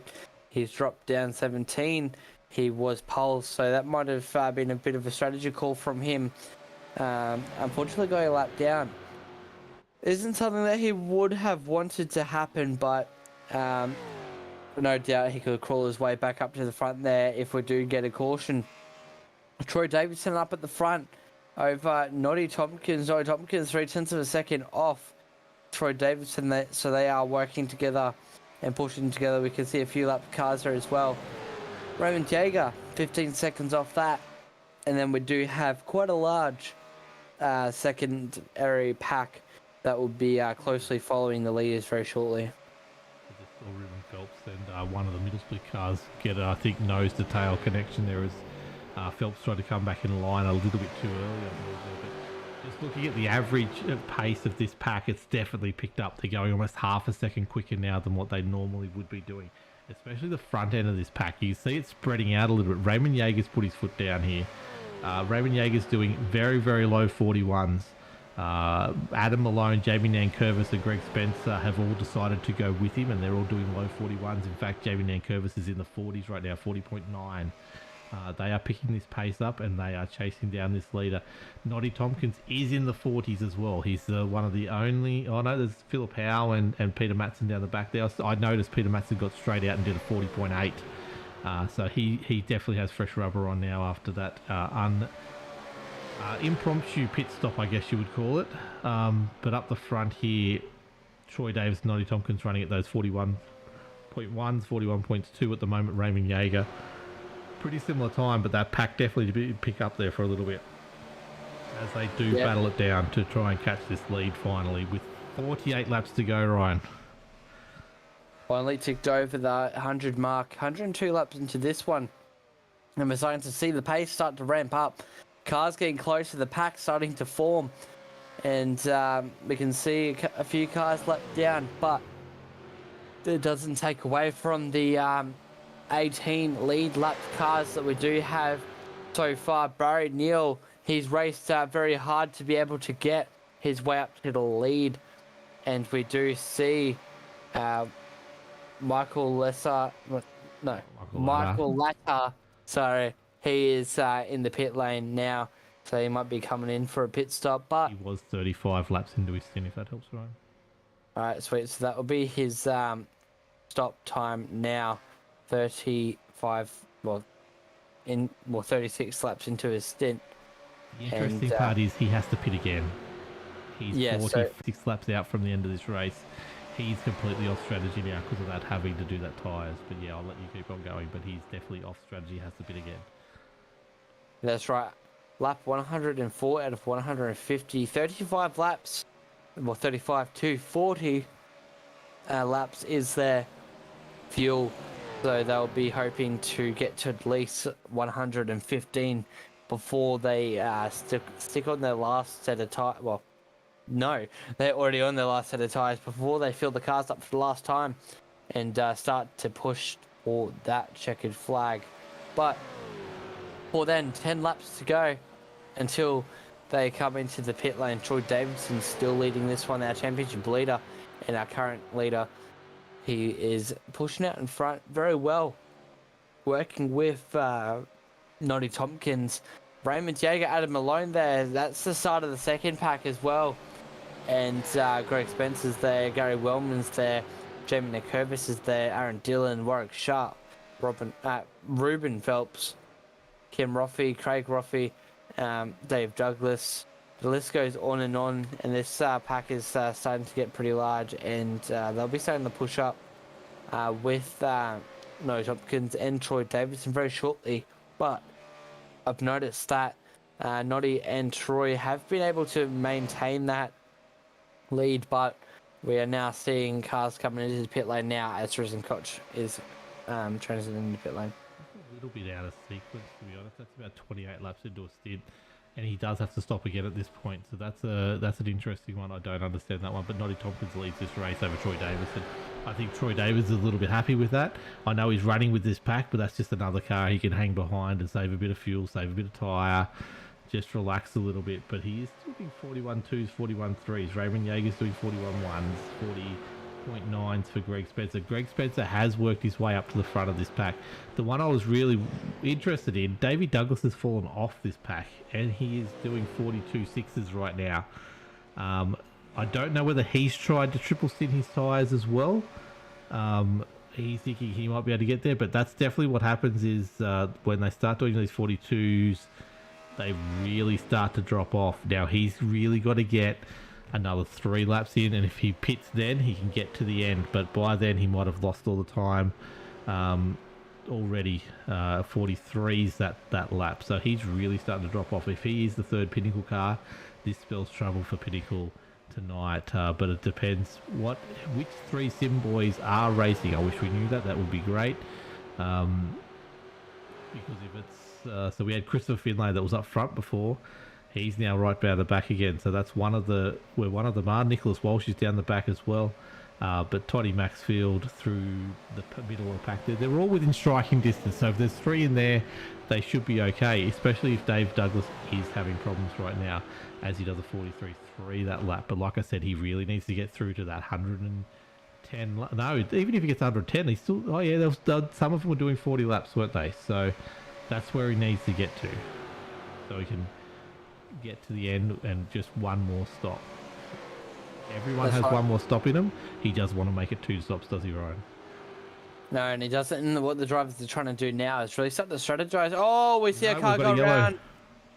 And yes, no, we go. So first yellow of the night. There's Tony Roffey. He's pointing the wrong way down the straight. He's at a standstill, just getting to grips. And we're heading over to a replay to see what happened there. Looks like he just got turned, but we're definitely going to see what's going to happen now. As we're heading through turn 2, going onto the back stretch. Phil Power seems to have got a fairly good run here. He gets in behind him and just gets a little nudge to him. Yeah, looks like Philip Power in the middle there, and Tony Roffey there. Looks like Philip just comes up a little bit. Maybe expects Tony to come up a little bit to get into the draft of Noddy Tompkins, and we're on the nose of Tony Roffey, and we're going to have a look very quickly what's going to happen as they're exiting turn number 2. Philip Howe we're on board with. He just gives Tony just a little bit of a nudge, and that's enough to really unsettle him, and then that sends the middle split car down the wrong way down the back stretch, which is what he wouldn't want. It would burn up the tyres, but very minimal damage from both cars, so that's very lucky for them both. Yeah, it definitely is. Look, I've seen worse accidents in there, and these cars are going to come out of it not too bad, I think. We've got the safety car right at the perfect time for a whole heap of cars. Wrong time for Troy Davison. His lead, him and Noddy Tompkins' lead has completely disintegrated. What's also going to happen here is the ones who are fuel saved versus the ones that haven't are going to get a shorter stop right now, which means they will jump some of these guys that have been battling so hard at the front but used up more fuel. So this is a very important pit stop. You see Phil Power misses his pit bay there in the background, but everyone's come down on pit lane. Let's actually have a look down pit lane and all these cars in line. See what happens. Toddy Maxfield's the last one to come in. Michael Ladder gets out because he pitted not long ago. So he gets track position now. This helps him. This brings him back into the race, except for he's 2 laps down. He's now 1 lap down. And not in lucky dog position, unfortunately. So he's still out of this race. Peter Matson gets out. Once again, he is 1 lap down. He's actually going to get his lap back here, which is good news for him. But of the cars that are on the lead lap, we see Troy Davis and Noddy Tompkins come out in the lead still. But now they've got Gary Wellman, Aaron Dillon, and Raymond Yeager hot on their tail, as everyone starts to get out of pit lane and going to find the safety car. Barry Neal is still in pit lane there. But this is going to help him. This is going to get him right back up on the back of the pack again. And he will have probably the fresher tyres of any, because he's been driving at a speed. And he's definitely got he's got some of the best pace out there. At the moment, we know that he got pole position. So where does this make the race sit for you now, right? Well, it's pretty on the fence at the moment. We are under caution, of course. Lap 111, the 111 number looks like all those astrologist guys would be cheering. But Noddy Tompkins, our leader, Troy Davison second, Gary Wellman third, Aaron Dillon fourth. So there's a pretty quick field here. The top 4 will be fighting pretty hard too, and others. But fuel-wise, I think it's going to be a pretty tight race to the end. If not, we don't have another safety car, then it's going to be very borderline. As when we go green, we should have around 37 laps to go. No, they're going green this lap. So yes, 37 laps before they take the green flag. So You can hear Could be there, close. sorry. I put on board with Troy Davis and he was clutching. He's clutching it massively. That's how close these fuel numbers are going to be now. We saw 35 for the leaders, 37 roughly. We're going to be 37 from the start of this race, plus the fuel they've burnt out on this safety pace lap. So you can hear it just there. Listen to it. Yeah, sorry, Ryan, to interrupt you, but that is fascinating how close this thing is on fuel right now. This is a 100% a fuel race from here on out. That's right. Like I just said just before, that's going to be pretty close to the end here with fuel in regards.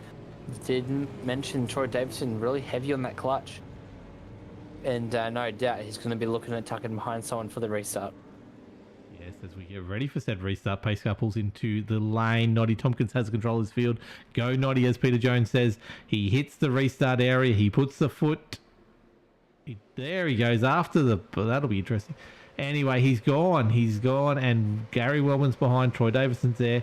Race is on right now. Cautions breed cautions, as the famous commentator once said. All of them pretty much. So let's see if these guys can get through these first couple laps. We've got different tyre wear rates at the moment. All got the same fuel levels. You can see Gary Wellman on the back of Aaron Dillon there, putting a very close sim. Boys are 2, 3, 4 right now, trying to control this race. They've got the championship to win. Troy Davidson's got the overall championship to win. Raymond Yeager is running a whole different line with Greg Spencer here, which is very interesting. The cars are so spread out, aren't they, Ryan, on this track? Yeah, and it's a big track. Like I said before, just 2 miles is the length, and it's a pretty wide track too. So you can kind of see the lanes on the road as they go through. There's about 6 of them, so 6 wide is what these cars can achieve with nice tyres and low fuel. Noddy Tompkins is leading us over Raymond Yeager and Dave Douglas. Double D, just mentioned before, he's just tucked behind there. We can see a train of cars up in the high line. They're really tucking behind each other. No one's trying to race each other either. So they are trying to save that fuel for the end. 115, 35 laps until we take the white flag at the end of the race to see who is crowned the team's championship, the drivers' championship, and the Triple Crown championship. So 3 championships on the line here tonight, and Noddy Tompkins is leading the charge over Raymond Yeager and Double D. But it's going to be a close one to get to the end. The fuel strategies are going to be tight, and we'll see who's going to be able to save enough fuel to get to the end. And I'm pretty sure Raymond Yeager and others will be no doubt starting to clutch in the corners, start to use as less throttle as they can. But here we go, Raymond Yeager is going to try and have a run here, get right up in the nose of Noddy Tompkins to save the most fuel that he can. Yeah, he's definitely not wanting to overtake. He does want to lead. The one place you do not want to be right now, when we're 37 laps from the start, or the caution was 40 laps from the end of the race, you do not want to be leading this race, because we saw how the leaders of the race, leaders of the packs, really had to pit first, and it was around that 35 to 37 mark. So there is grave danger for Noddy Tompkins here of not being able to make it to the end. We have a caution though. We have a caution. That will help everything out. Where is it? What has happened? Oh, here we go. Tristan Cock is missing the rear end of his car. That's a start. Kim Roffey's missing the front end of his car. This is going to help so many people with fuel. Let's go back and have a look what happened here to get Kim Roffey's new weight reduction package. He's facing the wrong way already. He's on his roof. That's never a good start. Let's go to the chopper and see what the chopper could tell us from this. You've got Kim Roffey going along here. You've got... there it is, a little touch there, which he gathers, but then he loses. And that's the end of it. So... let's have a look at the back there. I'm just trying... I know who that is. I just can't get my brain working right now. Christopher Finlay looks... Christopher Finlay's there. That's it. The 843 of Will Jesberg just gets a little bit too close there. I just want to see if it's actually... I know I'm not saying net code, but... does actually physically touch him. And keep an eye on Christopher Finlay just down the Yeah, back he gets there. hit, doesn't he? Sure. Christopher Finlay just can't do anything to really dodge the crash. Obviously not involved in that one, but he'll be on the anchors. Kim Roffey trying to catch the car up in the high line. And unfortunately, the car just snaps on him. Chris thinks that he can sneak over the top at this point. And then, yeah, Kim Roffey just got out of shape. Christopher Finlay just tried to move down the bottom, but unfortunately wasn't able to. Just hit him. And then Kim just goes over the roof and upside down goes the ZB Commodore. And that would be the other middle split again.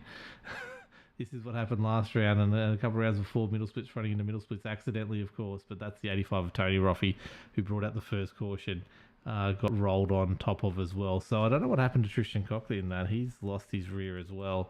Had he already lost his wing at this? Oh, I've just gone way back to the start. Let's go back to the thing. Let's go live anyway. But Tristan Cockley in a world of hurt. Philip Howes in the race. Tom Pritchard, Chade Malau, and Dane Priest have left this server at the moment. Noddy Tompkins leads this race. No one is coming off. So we've got Christopher Finlay in for damage. No one's coming in to top up for fuel. Well, look at it. Kim Roffey's in for damage. Lights are still on, pardon me, on the pace car. The interesting part here is fuel's not a problem for these cars anymore, really, is it, Ryan?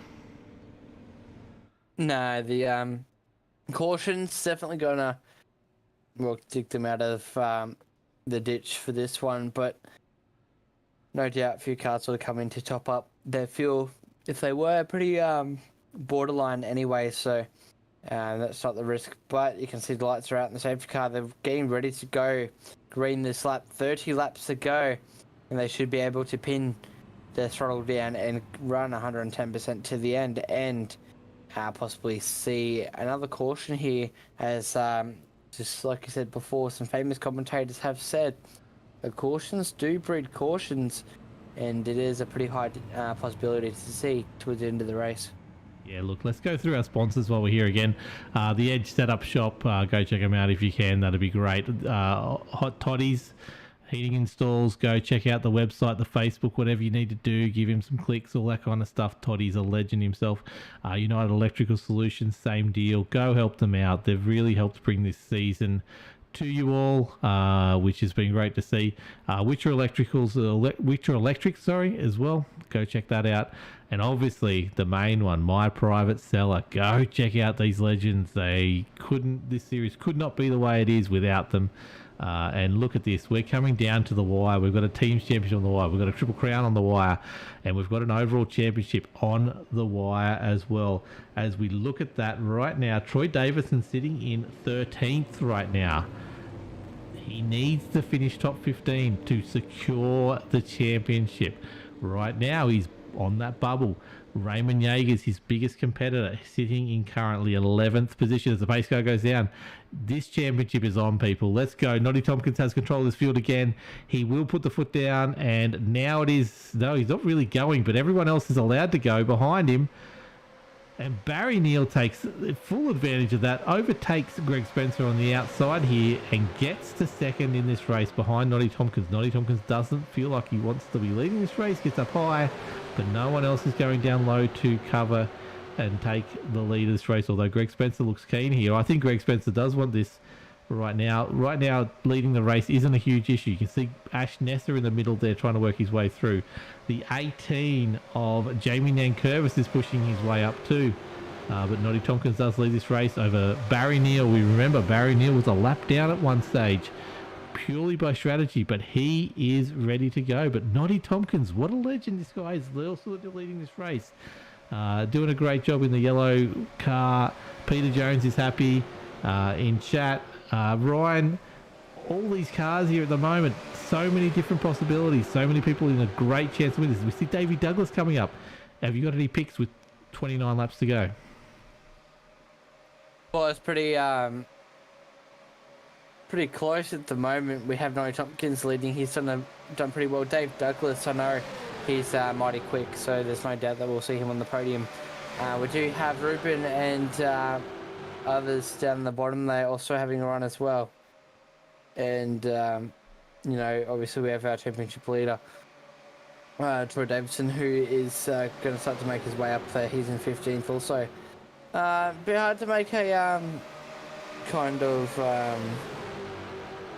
well, take one pick out of this one, but if I was going to take a pick, probably Dave Douglas. Douglas, the man, the myth, the legend.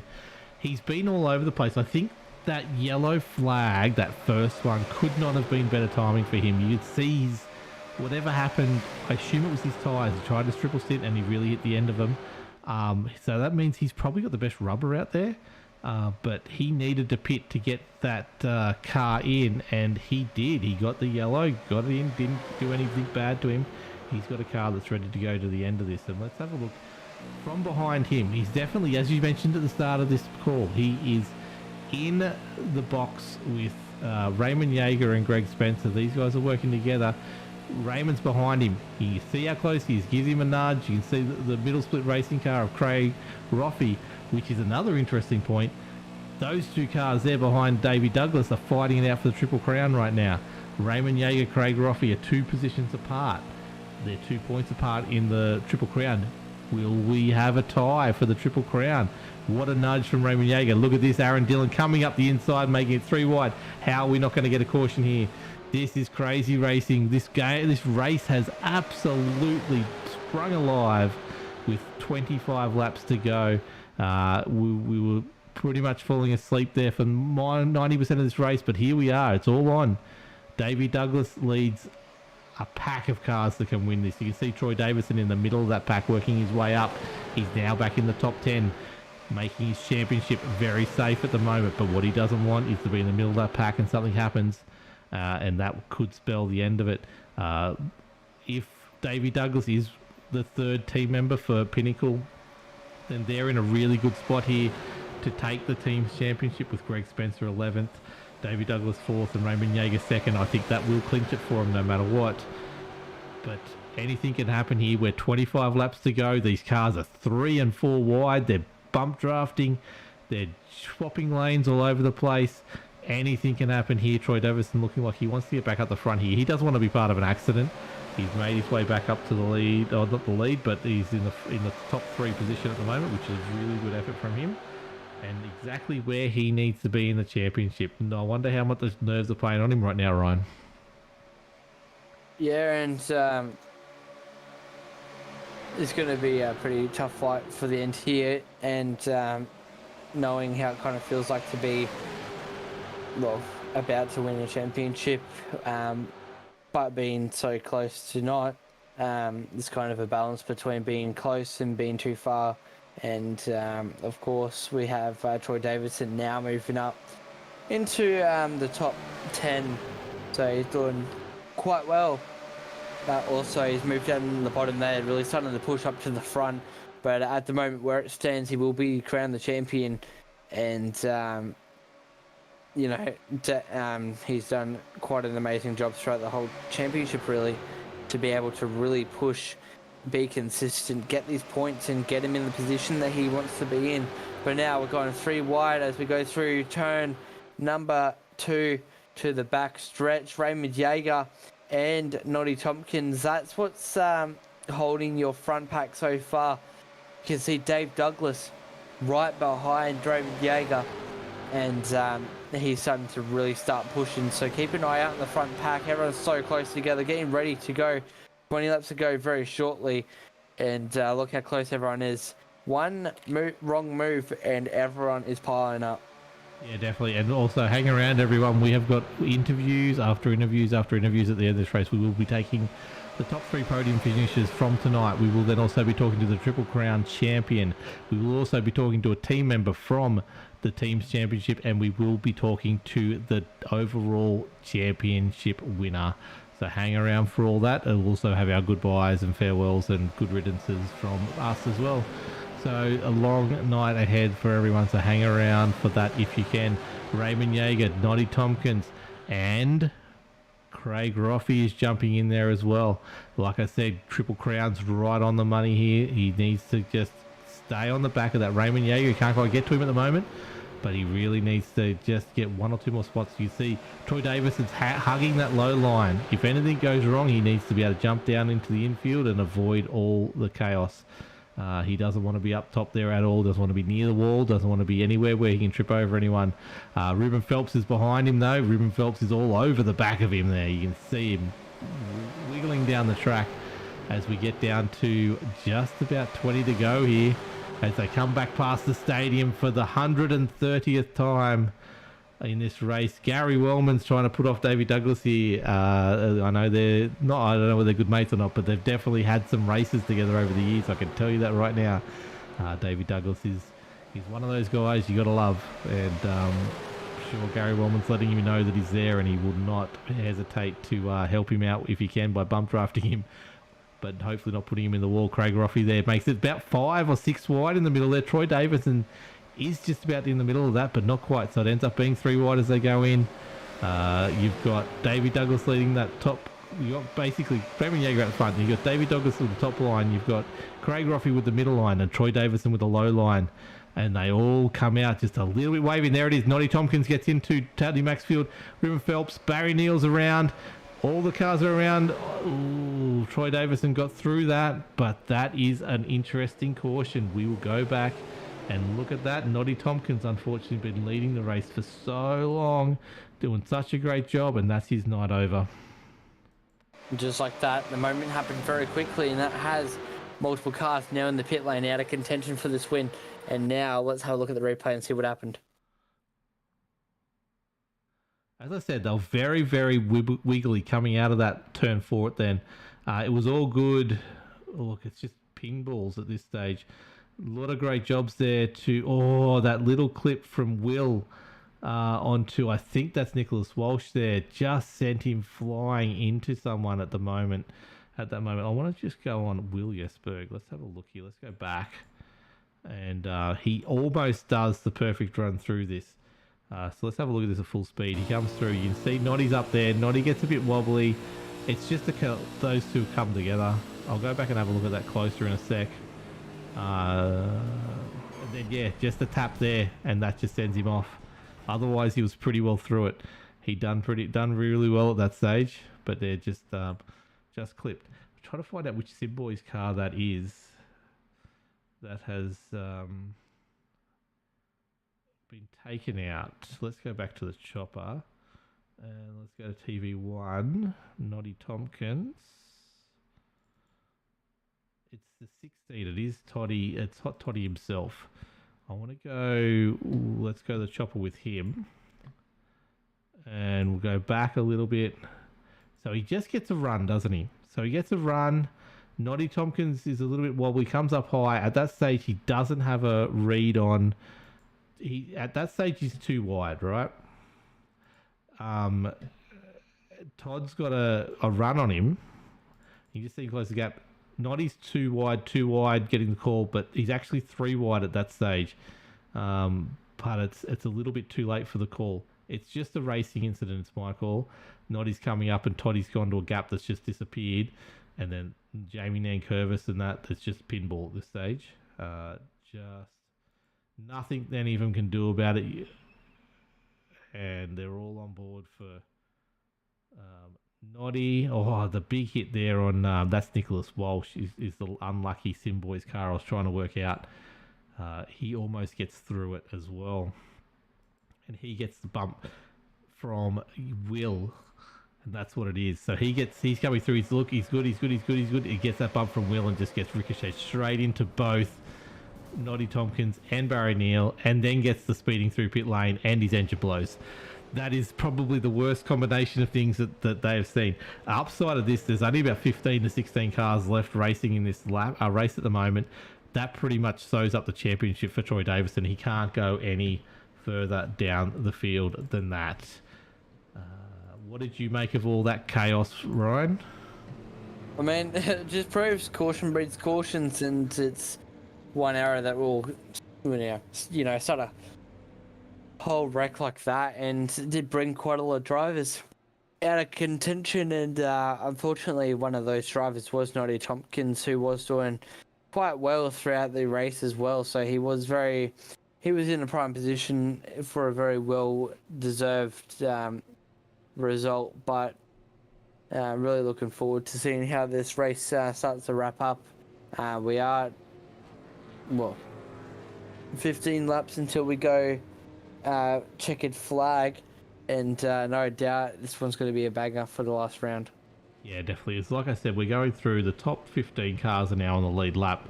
Tony Roffey's the first car, 2 laps down at the moment. Tristan Cox then 2 laps down as well. So if we get to 2 laps to go without any more issues, Troy Davison wins the championship. If he crashes now and goes out, there is still a chance that any of those cars a couple laps down can overtake him. Which puts him into that danger position. Raymond Yeager being first, really doing the maximum he can to close that gap. But at this stage, so even the Triple Crown right now is 1 point in it from my understanding, with Raymond Yeager and Craig Roffey sharing the front row of this grid. They're fighting out for the Triple Crown. The team's championship looks pretty good at the moment for with Greg Spencer getting through all that chaos, looking pretty good for Pinnacle right now. But yeah, Troy Davison, all he has to do is stay on this lead lap for 15 more laps. The championship is his right now. That's as simple as it is. That's the maths we need to know. And the lights are out on this pace car. Pace car drops in. Raymond Yeager has the lead of this race. Well, he has control of the restart. Davey Douglas right behind him will know exactly when he goes, and he goes early. He goes straight away. Different to what we've seen most night. And off Dave goes. You can see Craig trying to get in there. He wants to be as close to Raymond as he can. Right now it's a tie, I think, unless there's a bonus point in there. There might be a bonus point in there. Might have Raymond just over the edge at the moment. So Craig's got to do a little bit better than third, I think, to get there if Raymond stays where he is. Troy Davids, you can see he wants to be up here as well. He would love to win this race and then go out on a high as well, but he doesn't need to. You see Aaron Dillon there getting a little bit wobbly as they come into turn 3 and come out of 4 here at the moment, going down to meet the crowd as the crowd gets up and goes crazy for this finish to this race. 15 cars on the lead lap fighting this out for this win. Raymond Yeager has control of the race, so does Davey Douglas, but Troy Davison, look at him coming down the inside. It is on. He wants to go out on a high, and obviously, Ryan, that's what you'd want to do. You'd want to win the race as well as win the championship, wouldn't you? Yeah, definitely, and that's the goal. Racing the championship, you want to win the most races that you can, and of course that will include the final round of the championship, which we are here tonight deciding. The champion, who is pretty much Troy Davison now, after that last wreck, has brought pretty much everyone that needed, but that Troy needed to finish ahead of out of the race. So that's now promoted him pretty much into the championship now. So all this is doing now is giving him the bonus points. The bonus points on top of that to extend that margin even further.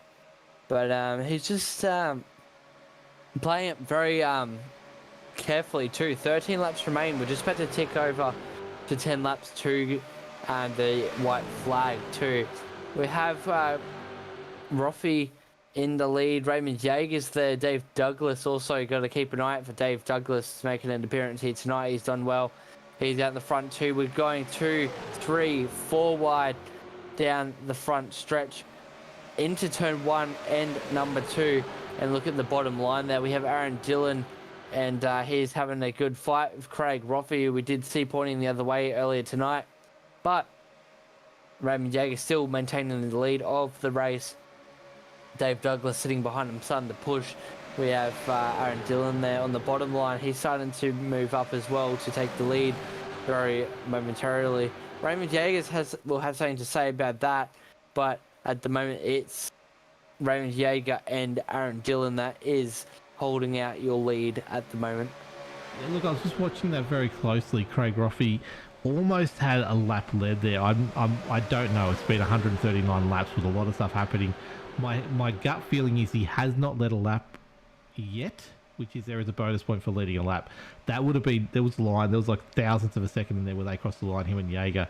That would have been a key point that he would have needed to be able to keep this Triple Crown alive at the moment. But Aaron Dillon then snuck around him by going that third line, has got in front of him. Now he's going to make it really hard for Craig to get a lap in, with Aaron Dillon getting in front there and locking down a line. But you can see there, Aaron and Raymond just decided to swap lanes.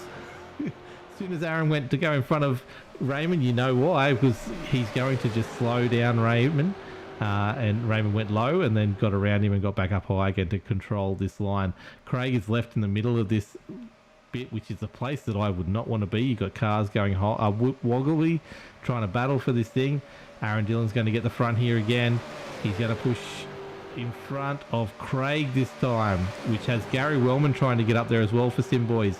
I can tell you now, I reckon it's Aaron Dillon, Gary Wellman and Troy Davison are the Sim Boys that are battling in the team's championship tonight, because they are really pushing forward now. But Greg Spencer being thereabouts, and it's just going to be whether Dave Douglas is in that Pinnacle Esports team or not, is going to make the difference here. You can see Raymond and Aaron battling it out the front. Troy Davison, our championship elect at the moment, versus the defending champion. They're all there and thereabouts. 9 laps to go, Ryan. This is really starting to heat up now, isn't it? Yeah, that's right. The race is starting to come down really quick to the wire. We can see the lead pack 3 wide pretty constantly. 2-3 wide. Big battle. We can see Dave Douglas falling back as well. We do have a bit of a twitch movement with Gary Wellman up the front there. Well, no, that was Aaron Dillon. Sorry for the correction. We have Gary Wellman down the bottom as well. Sim Boys 1 and 2. We have Raymond Jaeger there. We have Craig Roffey, Troy Davidson, Ruben Phelps, Dave Douglas. Everyone's starting to mix up. The fight is on. We're getting ready to tick down these laps pretty quick. We see Aaron Dillon moving left and right, trying to hold off Craig Roffey on the top line there. But Gary Wellman pretty much has the lead at the moment. He is on the bottom line now, the mid line, and that's going to allow Raymond Jaeger to slip down the bottom. Still 2 and 3 wide. This one's going to come down to the wire. We can see how close they are as they go through the start-finish line. And that's starting to tick us on to lap 143 out of 150. Yeah, definitely is. Raymond's got the front of the rat pack again. He's got where he wants to be. He's in front of Troy Davison, which at this stage doesn't matter. We've got 7 laps to go. Like I said, we're 5 laps away from that magical mark of Troy Davison winning the championship for sure. Warwick Sharp's doing a great job. He's come up, we talked about him with fuel saving before. He's in this lead pack. He's just off, and we know he's got pace. He's just sitting off the back here, just waiting for something to happen. Keep an eye out for that car. Adam Malone, we know he's got pace. He's sitting off the back there as well. Greg Spencer, I think his main goal now is to finish where he is, or just snag a couple spots there on the last lap. 6 to go. Raymond Jaeger, Aaron Dillon battling it out with Gary Wellman just being in the middle so no one can get through as well. These guys, it's just that wobble out of the either turn 4 or turn 2. Just these cars getting a little bit loose, and when you're 3 wide, it doesn't take very, very loose to have what we saw with Noddy Tompkins and a few others, where they've just collected another car and off we go into the wall, and we've got another caution. But Troy Davison wants to stay far away from that. I think my understanding is he's in probably a pretty good position there, Ryan. You'd be on the bottom line if you don't want to crash. Is that where you'd be? Well, usually when we're racing, we would have that one kind of escape route that we would always try and maintain, but when you're 3 wide, you don't really get that, especially when you're 4 wide. You definitely done so if there's a bit of a mistake there, but you know, the bottom line has its benefits. If there's a bit of a wreck, you can scoot off into the grass, cut the grass a bit, and come back onto the track and have sort of a shiny race car. But sometimes there might be a bit of a time, or Raymond gets a bit sideways there. Rear tyres quite hot, a bit worn, where the higher line and the middle line, really you get that momentum through the corner, so the bottom line won't be working as well as the rest. So you have to kind of find that balance between the low, middle, high line, and you can see quite a few people opting to be middle to high. Raymond Jaeger moving to the bottom line now, trying to get the overtake on the rest of the field. So you can kind of see when drivers are trying to start to overtake, they drop down to the bottom line, and then the top guys really, they carry their momentum out, and it becomes quite literally a drag race. Yeah, it definitely does. It's a remnants of a dirt over where you go down, get as much momentum as you can as you drop down, try and get in front and pull up in front of the car and sort of block their momentum and hold that line as you come out of it. But these guys are doing a great job of not crashing right now. We can see Warwick Sharp there's moving up. He's now sitting in officially 7th position now. He's doing a great job of working his way through this pack right now as we've got 4 laps to go. 2 laps till we crown a champion. I think at this stage it's pretty much of a guarantee. I think no matter what happened, unless Troy's car literally blew its engine, I think he would continue going. Christopher Finlay, just want to shout out him for a second. He's now 6 seconds off the lead back here, but he was in that accident before and he's done a great job of staying on the lead lap and still sitting in 13th position after being, not only that, but he had to do that extra pit stop early on as well. So he's really fought back from that very, very well. But dropping off the pace now because of that damage he's received before. Raymond Yeager going from 1st to 4th, I think, in a matter of corners here as it all battles out. 3 laps to go here. We're going to cross this finish line and we're going to have a new champion here for the Australasian Supercars E-Series, brought to you by My Private Cellar and a host of other people which we'll thank at the end of this thing. But here it is, they're wobbling, 2 laps to go. Congratulations, Troy Davison, on winning the championship. What a consistent season you've had. Really good effort. Oh, Gary Wellman goes high into the wall.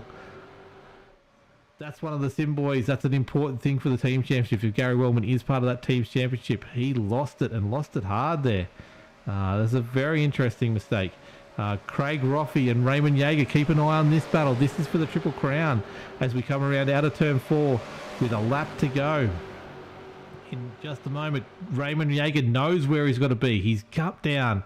Adam Malone gets Warwick Sharp's hip and shoulder into the wall. Survives. No yellow. We are going to race this to the end. Raymond Yeager's in front of Craig Roffey. Troy Davison puts himself in the best possible spot to win the race and the championship. Raymond Yeager, the defending champion and second in the championship at the moment. This is so fitting. 1 and 2 battling it out for the win of this race. Aaron Dillon doesn't want to have that. He gets around the outside. He's making this point. He's making everyone know that he's there. Can he rain on Troy's parade? Will he pull out of this win? He's got the lead of this race, but I think he's just lost a bit of momentum there. Raymond Yeager comes to collect. Is this Phelps down the inside? It's going to grab it. Oh, that is so close as Troy Davison goes into the walls to celebrate. What a finish there. Ruben Phelps officially gets 3rd, 2/100ths of a second away from 1st. Ryan, sorry I couldn't let you talk there. That was immense. Talk us through that. Well, there was so much happening. We were 3 wide for quite a long time. We did have the former champion and now the current champion.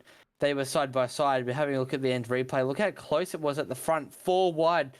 We can see the driver down the very bottom there. He was on the grass. That looks like it's Ruben Phelps. We have Troy Davison. He's second from the bottom as well. And he ended up nosing it into the barrier. Hopefully he can still do his victorious burnouts. But Troy Davison just missing out on the podium. Ruben still in that 3rd.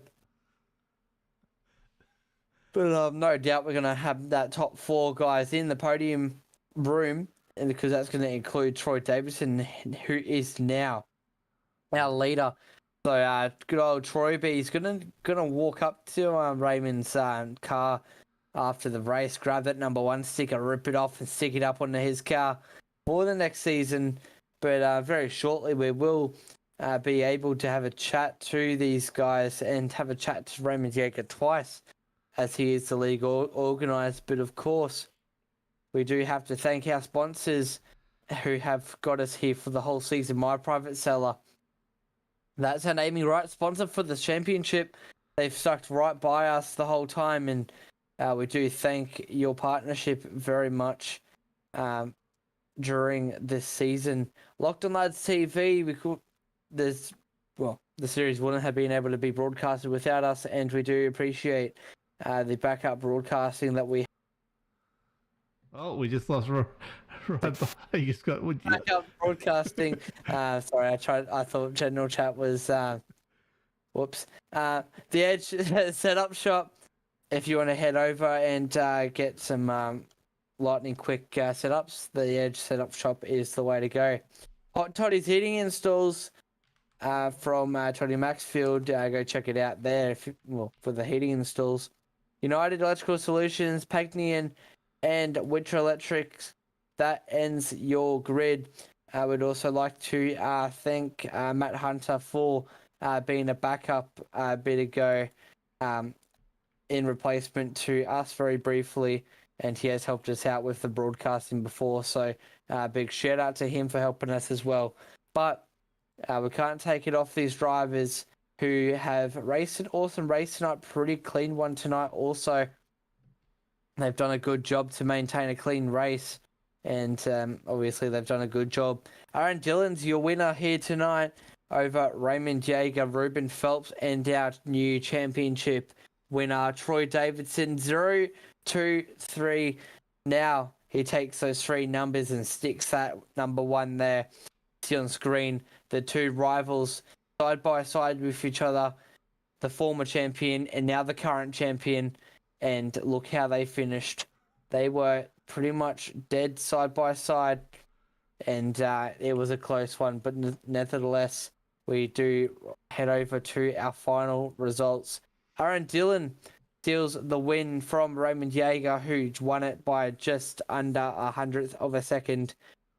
Ruben Phelps in third, with Troy Davidson, our new championship winner, in fourth. Craig Roffey makes it out in fifth, with Ash Nessa in sixth. Dave Douglas, Double D, he debuted tonight, I'm pretty sure, and he's come out in seventh, with Warwick Sharp finishing next to him in eighth. Gary Wellman from Simboys in ninth, with Greg Spencer and Pinnacle Esports in 10th. And that's our top 10 rolling over the page. Adam Malone, the final Southern Stars or Skypoint car that finished this series. He's in 11th, with Peter Matson next to him in 12th. Simboys, Christopher Finlay in 13th, with Tony Roffey in 14th. Tristan Koch with Michael Ladder. We saw Michael during the opening stages and later stages of the race able to really push up to the front there and have a run with them. He finishes 6 laps down. Unfortunately, he was having an awesome run there. Philip Howe, 15 laps down in 17th, with Toddy Maxfield from Hot Toddy's Heating Installs in 18th.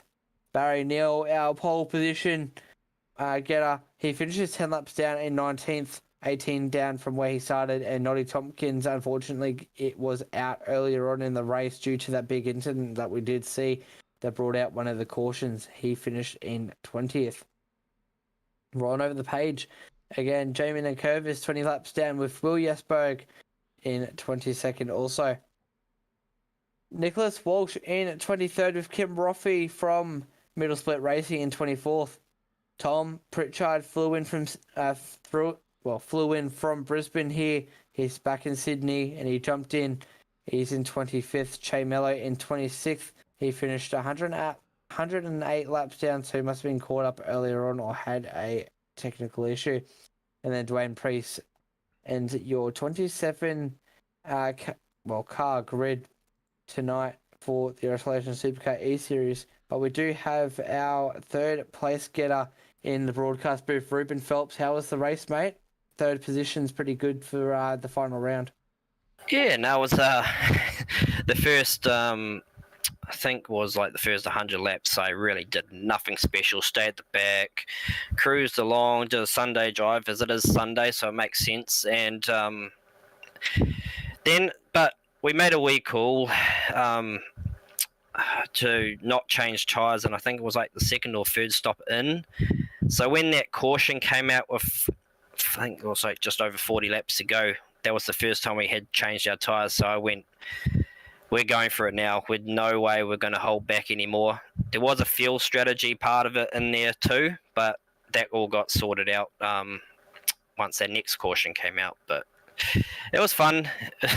Probably took a long hour. First hour was pretty, like I said, pretty boring, but it was good once we got to the end, as usual.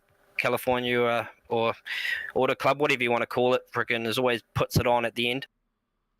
Yeah, that's right. And like I said, the first few stages of the race was pretty quiet. Not too much happened, no cautions or anything like that. But it didn't take away from the championship fight we saw tonight. Talk us through how you thought your race went. Obviously, the tires and the fuel was pretty tight tonight. We did see it during the dying stages of the race that everyone was getting really slidey. But how do you think that your car was tonight?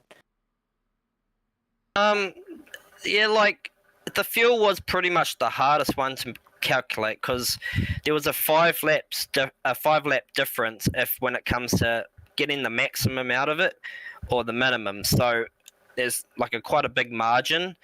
The first stint was pretty good with that, but you don't want to burn the tires as well, so you sort of have to sort of manage it anyway. But that second stint, I felt because everybody spread out a bit, you sort of end up pushing a little bit more, even though there was a lot of checking up on the first initial start of the race with, 3 massive groups, going really slow. We were losing like maybe a second or 1.2 seconds a lap to the leaders.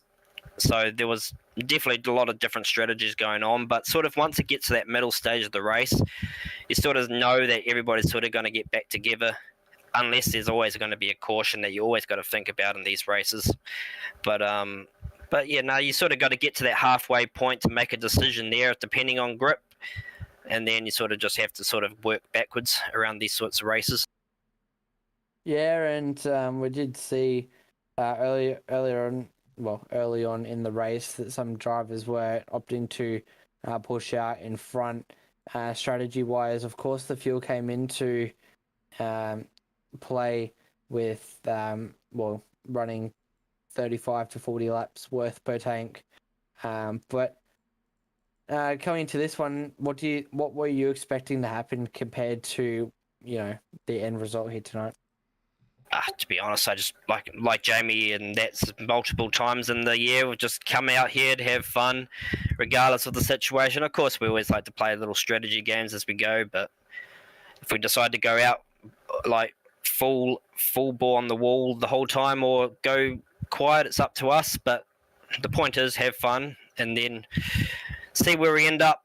Of course, most of the time is one of our boys are always involved in something. Like, I think Jamie got involved in that last incident, and same with Noddy, which is a bit unfortunate because they were up the front, or especially Noddy, he was up the front majority of that, which was really good run for him.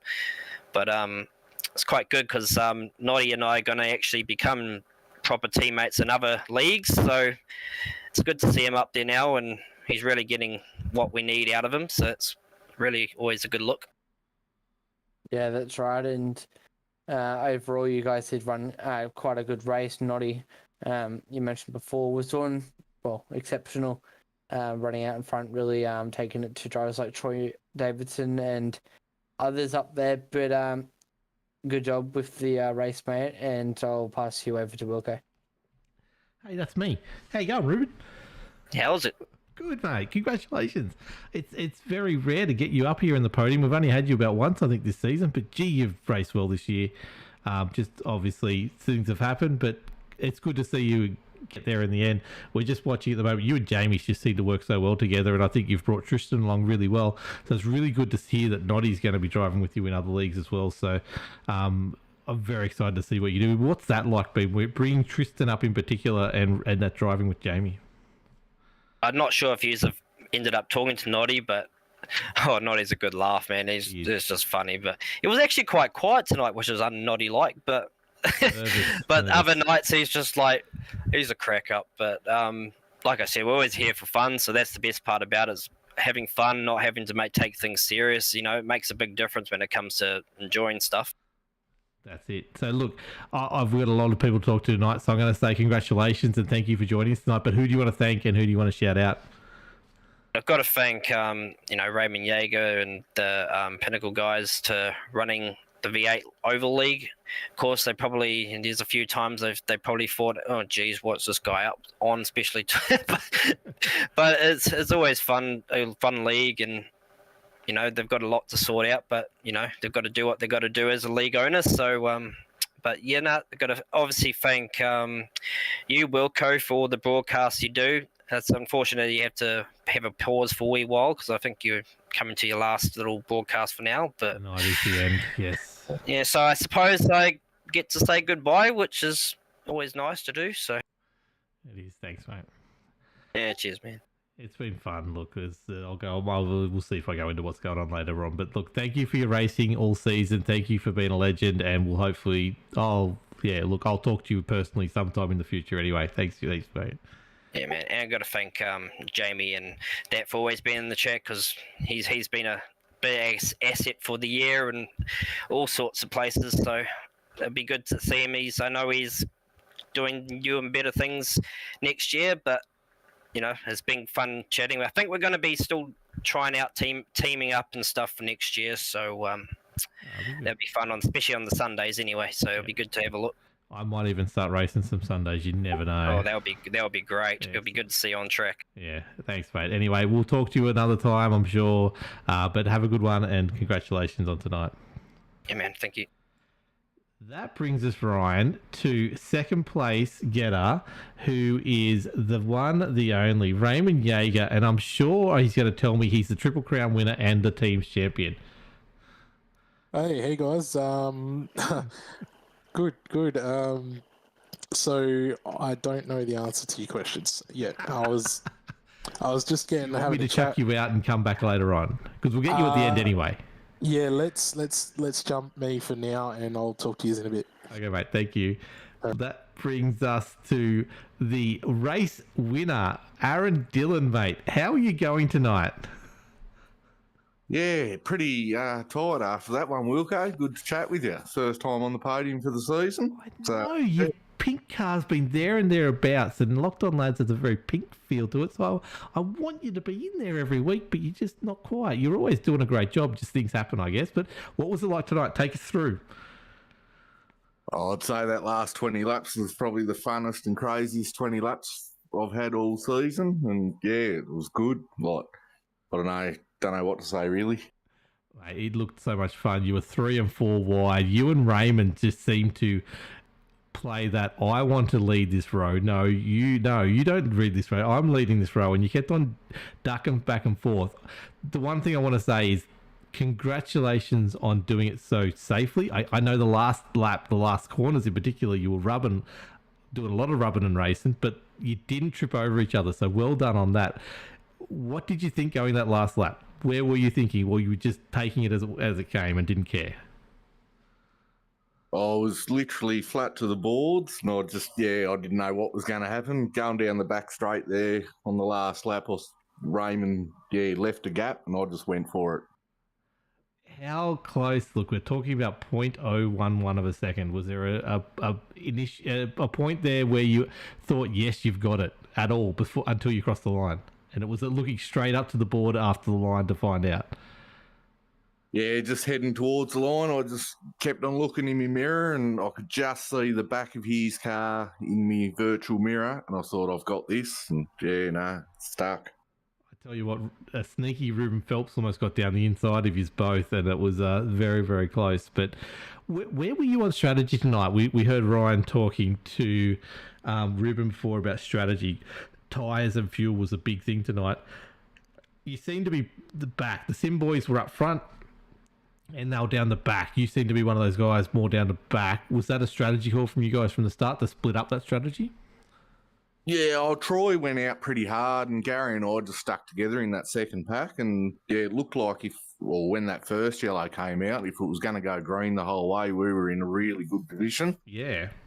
When the yellow started to come out, it was a bit dicey with fuel, especially if that very last yellow hadn't have come out, I don't reckon I would have made it. Wow. So I think I only had one lap to go over the line. So it was close. We talked about it the whole thing. We actually went on board with Troy in that pace lap, the last lap of that first caution, and he was clutching really hard. We knew it was going to be close. The second and third cautions obviously made it a little bit better. Where were you on tyres, though? When did you change tyres in this race? Lap, what would it would have been the first yellow, I reckon. When was that? Lap 90 odd, 80 odd, I think we were aiming for. Yep. Yeah, Okay, so you we stayed out the double whole way. stinted them. Yeah, Yes. double stinted the first, and I had plenty left. Like, I still had 35-40% left when I came in for the last lap. Oh, look, very well done tonight, mate. It talk us through your season. What do you thought of your season so far? Average. That's a very good word. Average. Have you had fun though this season? I always have fun in this series. Like, it's one of the funnest series that I race, and most of the guys I race against, you can trust them. It's good. You definitely can. It's one of those things, and I'm watching here. You and Gary Wellman nose the tail. I think you and Gary Wellman were trying to battle it out there at the end and control the pack. What's it like racing with Gary? He's a legend, isn't he? He's a good fella, Gaz. We've been mates for years, and he's always easy to race against. He gives you plenty of room. I know how he races, so it's good. One thing before I'll start wrapping this up, or I'll pass it over to Ryan, actually, because I'm sure Ryan's got some questions for you after winning the race. The Sim Boys unit, they've really put it on. We're still trying to find out if you are team champions, you're not team champions, all that kind of stuff. You've put on a really big effort this season. What's it like driving in such a strong, big, solid team? Yeah, no, it's good. I think I've only been in the actual team, like, for the three drivers twice this season, or three times maybe. Cade, he's away this week, working away, and Toddy, he was having a few issues with his computer, so I thought I'll put my hand up just in case. So, it was good. They're a great team to race with, though. We all have good fun. We get together, get on the beers and whatnot of a weekend, Friday night. It's good. It sounds like good practice indeed. Ryan, have you got any questions to wrap up with Aaron? Yeah, mate.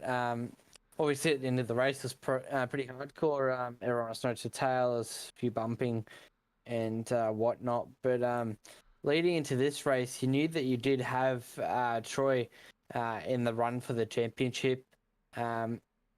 With the whole team, with the Sim Boys, you guys were prioritising Troy, I assume?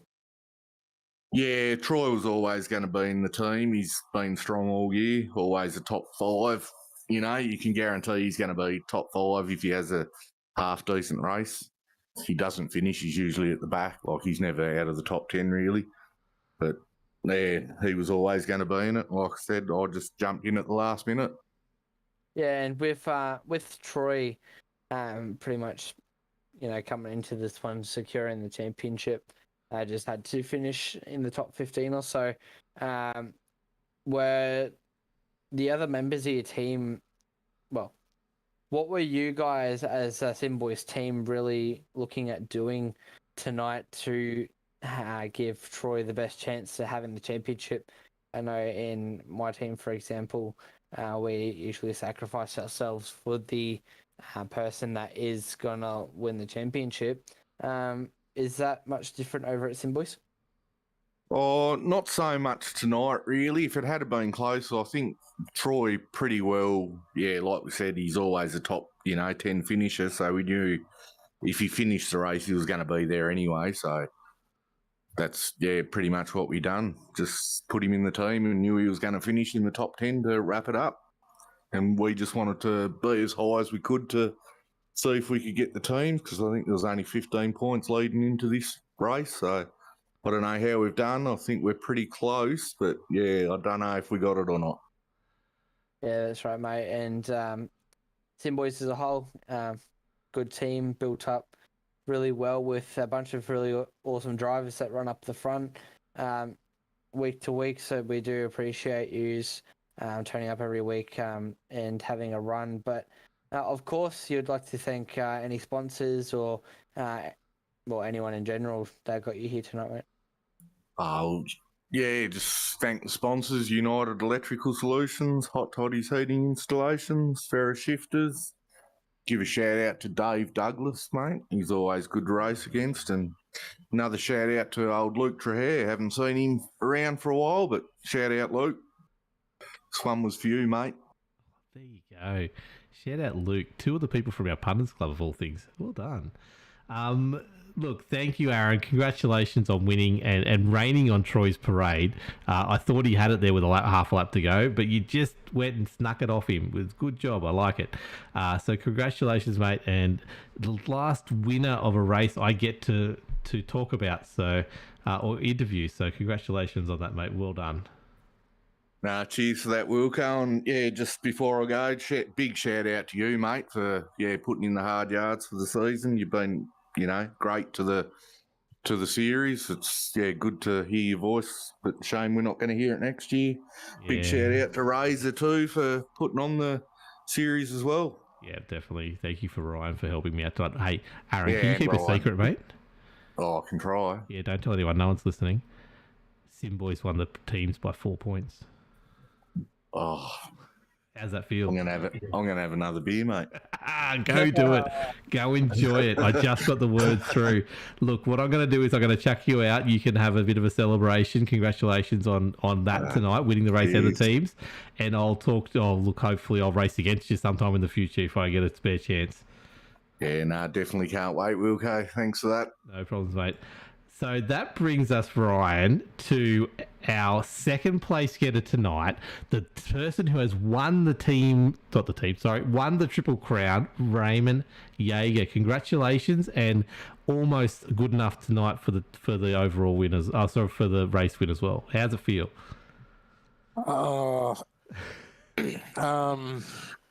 Honestly, a little bit deflating, mate, because we got pipped in the team's championship by 4 points. So, can you talk me through that? So, who was in your team tonight? For tonight, we had myself, Greg, and we had Dave Douglas filling in for us. But I don't know if I forgot. I may have forgot to post during the week, but the final Triple Crown race is double points race. So, yeah, the fact that Dylan got across the line ahead of me there won him the team's championship. So, by 0.01 of a second. Can you believe 2 years in a row you've had a championship, some point of your championship come down to a car coming across the line barely ahead of another car? Yeah, it's unbelievable, mate, to be honest. This racing is incredibly close, as you can be a testament to now, having watched the whole season. So it's amazing. It's great effort from everyone. As I said, I'm just gutted that we've been pipped after leading the whole season, and to lose it on the last race. You know what? 0.01. It's just Can I deflect for a second? Of course. Bloody marriage. That's what's caused it. People going and getting married, not putting the team first. I'm over it. Well, yeah, look, Justin's an incredible driver, obviously. Who knows what might have happened if he was here. But look, Davo had a great race tonight, filling in for me. I think he finished 6th or 7th, so can't ask any more than that. Greg had a really good finish again, so I think he finished 10th. I told him to just be a little bit more aggressive at the end, and he probably could have been a bit more aggressive than he was, and maybe we could have won. But look, yeah. Your team's done a great job all season, right? Okay, so focus on that. You've almost won the team's championship, which still means you're second. You've only just lost it. You've battled hard all year. You've won the Triple Crown. You've come second in the overall championship. You're the defending champion, and you've got a league that's still got 27 drivers left in it at the end of 24 rounds of a season. I think it's a positive all over. Focus on that part of it first, mate. Don't worry about the 4 points. I know it's deflating, but focus on the rest of it. Absolutely. Look, when you look at everything as a whole, it's gone well. Obviously, you finish second in the overall championship. As you said, win the Triple Crown, which is just lucky that Witcher and the other bloke didn't rock up tonight. So happy with that. I'll take that. And yeah, look, we dominated most of the season in the team's championship. And look, the Sim Boys are an incredible team. And when you've got Troy Davidson, he had 15 top 5 finishes this season out of 24 races. That's ridiculous, basically. Like, that's incredible. You can't beat that. Like, I was pretty happy that I got pretty close to him overall championship, I guess. But yeah, that's an incredible season from Troy. You won't see too many seasons as good as that ever.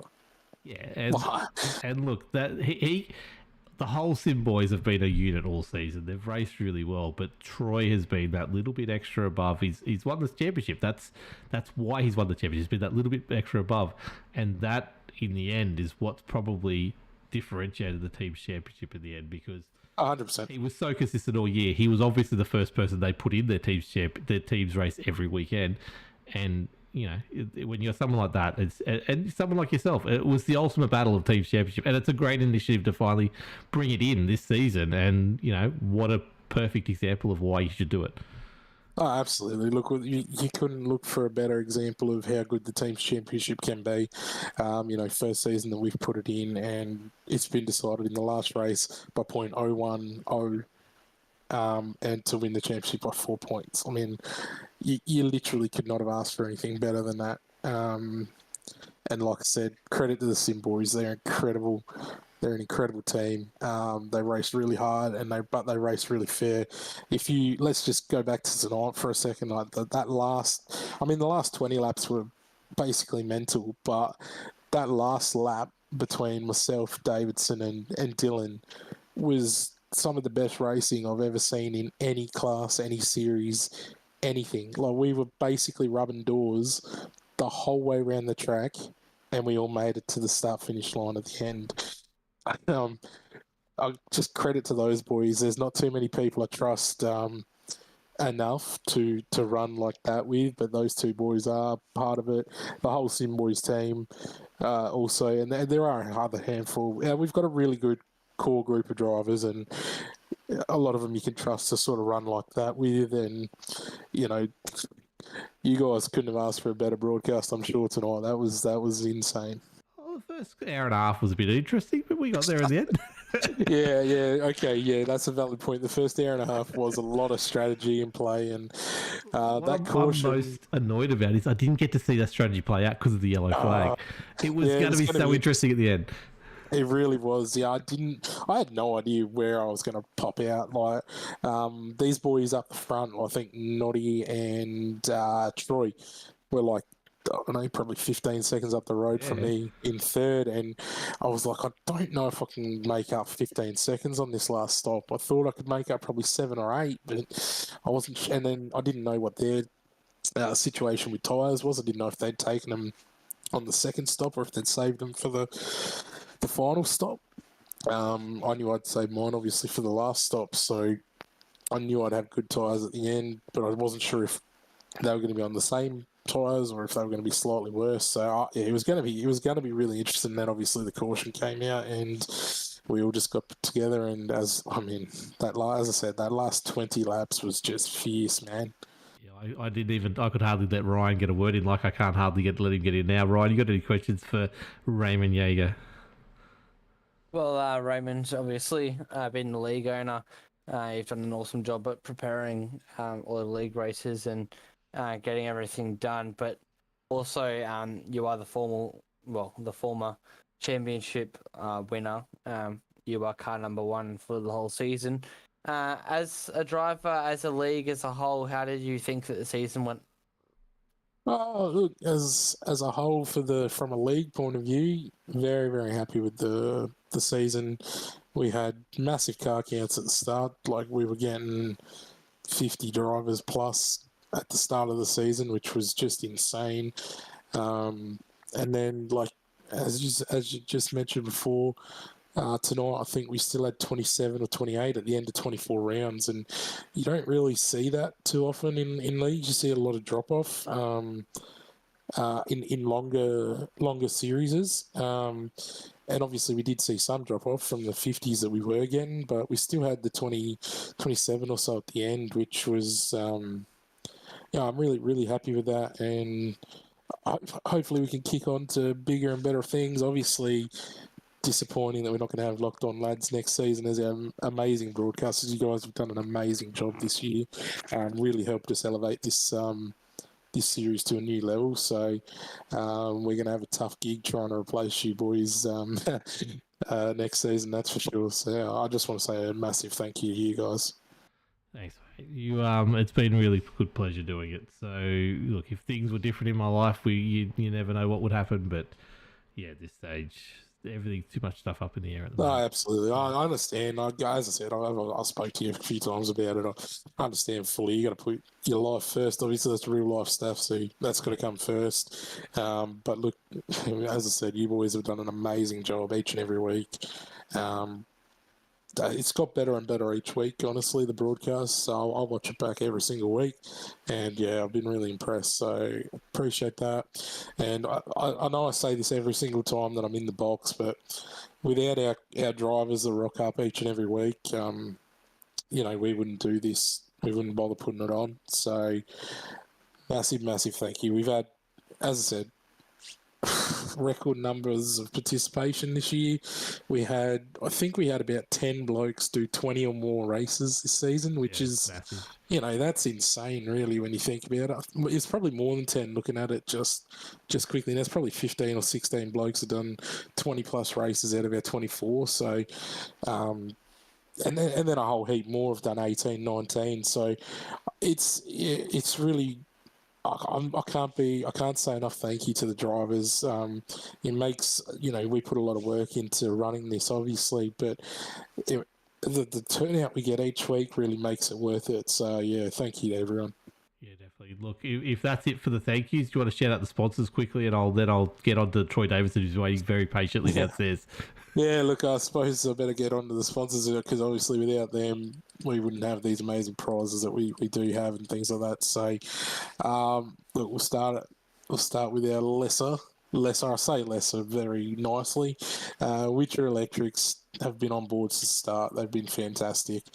Sim Racing Edge as well. They provide all their open setups and they provide some rewards to the league as well. So thank you to them. Hot Toddy's heating installs have come on this season and Toddy Maxfield's a great man, great guy. Love him. Thanks to him for helping us out. Same with United Electrical Solutions. Nico Walsh, he's been huge for us this season as well. Again, I would say thank you to you guys for doing it, broadcasting each week. And, of course, the massive one, My Private Cellar. Pete at My Private Cellar has been just unbelievable, really. He's been with us for 3 seasons now, I think, and he puts in a lot of his own money to help us out with the, broadcasting and things like that. And I really can't thank him enough. He's really helped us out and made us be able to helped us be able to elevate this league to where it is now, and I think we're just going to hopefully keep going onwards and upwards from here. So hopefully he's on board for a long time yet. So I'll be hitting you up again, Pete. But yeah, thanks, guys. Definitely do hit him up because he's been a great job, and I think he's got a fair bit of mileage out of this season. So yeah, very well done. Look, congratulations, Raymond, on Triple Crown. Commiserations on the teams, and the overall. But you've had a stellar season anyway, mate. So congratulations, and yeah, who knows? I'll be talking to you at some stage in the future. Yeah, cheers, Wilco. Thanks, mate. I look forward to talking to you again, man. It's always fun. That after all that, I'm so sorry, Troy Davison, our championship winner. We've left him in the dark for, I don't know, it feels like an hour. Look, man, congratulations on both the team's championship and the overall championship. What do you got to say? Yeah, still coming down after that one, Wilco. It was just a really fun race. It sort of had 2 parts to it, really. It sort of had the strategy part for probably a good 2/3 of it, and I was looking pretty good in that. My strategy was playing out, and I had a decent gap, and I had enough fuel, I reckon, to sort of have a lap or two up my sleeve. And and then the yellow come out, and that totally turned it all on its head. And I knew it was going to be on then. But what a race it was! That last 20-30 laps, it was just so much fun. One of the most fun races I've had in quite some time, actually.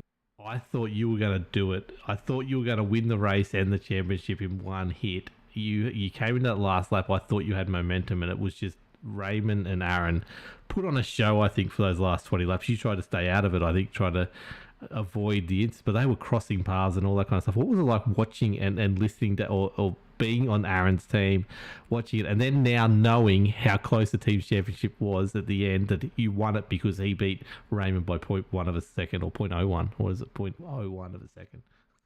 Yeah, it's crazy. And I was just talking to Rain there before. Me and Aaron I actually did a real rough sum and thought we lost by 4 points. I didn't actually realise tonight was a double point thing. One did, apparently. But yeah, so it's flipped the other way. So yeah, that's been a massive. I think for a few teams, it's been a massive inclusion to this series, and we've been really keen on it since the start. And Pinnacle just had that sort of little bit on us generally through the whole season, and we just strung a few together this last few. And tonight we, Cade was out tonight, so Aaron put his hand up and got it by 100th of a second. So unreal. But promote him. I think you need to put him in from now on, because he's won you the championship. He can literally say he won you the team's championship. Yeah, because I sort of was talking about it during the week, and I said we need to nominate someone, and he was pretty. Chris put a couple of the last races at Auto Club up, like the standings, and Aaron, I think, won one or went well in one, and he was pretty happy to put his hand up to have a crack, and he's confident, and he's he's won the championship for us. So yeah, crazy. Off having another beer already. I let him know before I kicked him out of the booth too, and fresh came off the press, so he was pretty excited about that. But Ryan, mate, you got any questions for the championship winner and the team championship winner, or Troy Davison? Well, mate, you've ripped off. Raymond's number one now, ripped off your number, and you've stuck the number one on your car for next season. The championship obviously was a pretty big fight through all rounds. You pretty much took the lead of the championship earlier on and was able to maintain it. What do you think really got you the championship this season? Yeah, well, just to start off with, it's funny because I'm sure Raymond's number is 23, and I've always wanted 23, but I've had to go 0-23 because he's always beat me to it. So now we can pretty much just change over numbers. So it's pretty crazy when you think about it. But I mean, I sort of got. Well, I missed the very first race, and then I think the second race I crashed out. So I started off really bad, but then I think for the races immediately after that, I strung a few really good ones together and got myself right back into the championship. And from that point on, I've just it's been my goal. And I know Ray's had a lot of things similar. Like you sort of have a few good races together, and then you have a really bad one, and the mental demons come in a bit, and you stress out a bit. But I've pretty much just tried to sort of, aim for the top five. I haven't really worried about the win too much. It's sort of sometimes if there's two or three cars really hungry for the win, putting yourself in that mix, it's pretty risky. So generally, the remainder of the season, I've just sort of aimed for the top five, and it's sort of paid off. Yeah, and what I've noticed, and what's kind of, I've come second in championships 3 times, and it really seems like consistency really goes a long way, which seems to give you the championship here tonight because you were quite consistent in the top 10, top 5 kind of area, and you're able to bag those points, whereas some of the other guys that would try and really push for the win would obviously wreck out, and all those points evaporate that they could have banged on if they were a bit more patient. But as a championship as a whole, how do you think that both you, obviously winning the championship, and Sim Boys went? Yeah, well, I mean, was in the hunt for the team championship, 15 points out. And the way that once it became a sprint race at the end there, I think before the yellow, we were looking pretty good. And then once it kind of sprint race, I knew the boys were going to be all hungry. And I sort of thought it was going to be pretty hard for us to get it. And like I say, we all thought we just fell short, but the double points has worked in our favour. And that's just the cherry on top, really. It's that's sort of one for us all, like in the team. And we can, after a 24-week season, it's a big season and committed to us all, from us all, and to come out on top by 100th of a second or whatever it was is just unreal. Yeah, and before we thank all the sponsors, coming into Auto Club for the last round, 150 laps we had here, one set of tyres, that kind of deal. Did you have any plans going to this one, or were you just maintaining the goal of, finishing above a certain point and being able to secure the championship? What plans did you get? What plans did you have coming into this one? Yeah, I think with the 150 laps, there's always going to be, the little bit of doubt in your head with the tyres. I sort of did the first, I think, 35 laps or whatever it was, and my tyres were looking pretty good. So from that point, I sort of worked out that I need to get sort of closer to 40 laps per stint. It was going to become a fuel race more than tyres sort of thing. Like I knew I could get probably 3 stints out of tyres and then put some tyres on the end, especially if there was any yellows, which there was. But it was always going to be a fuel game. That's sort of a thing, because I got pretty lucky up until the yellow.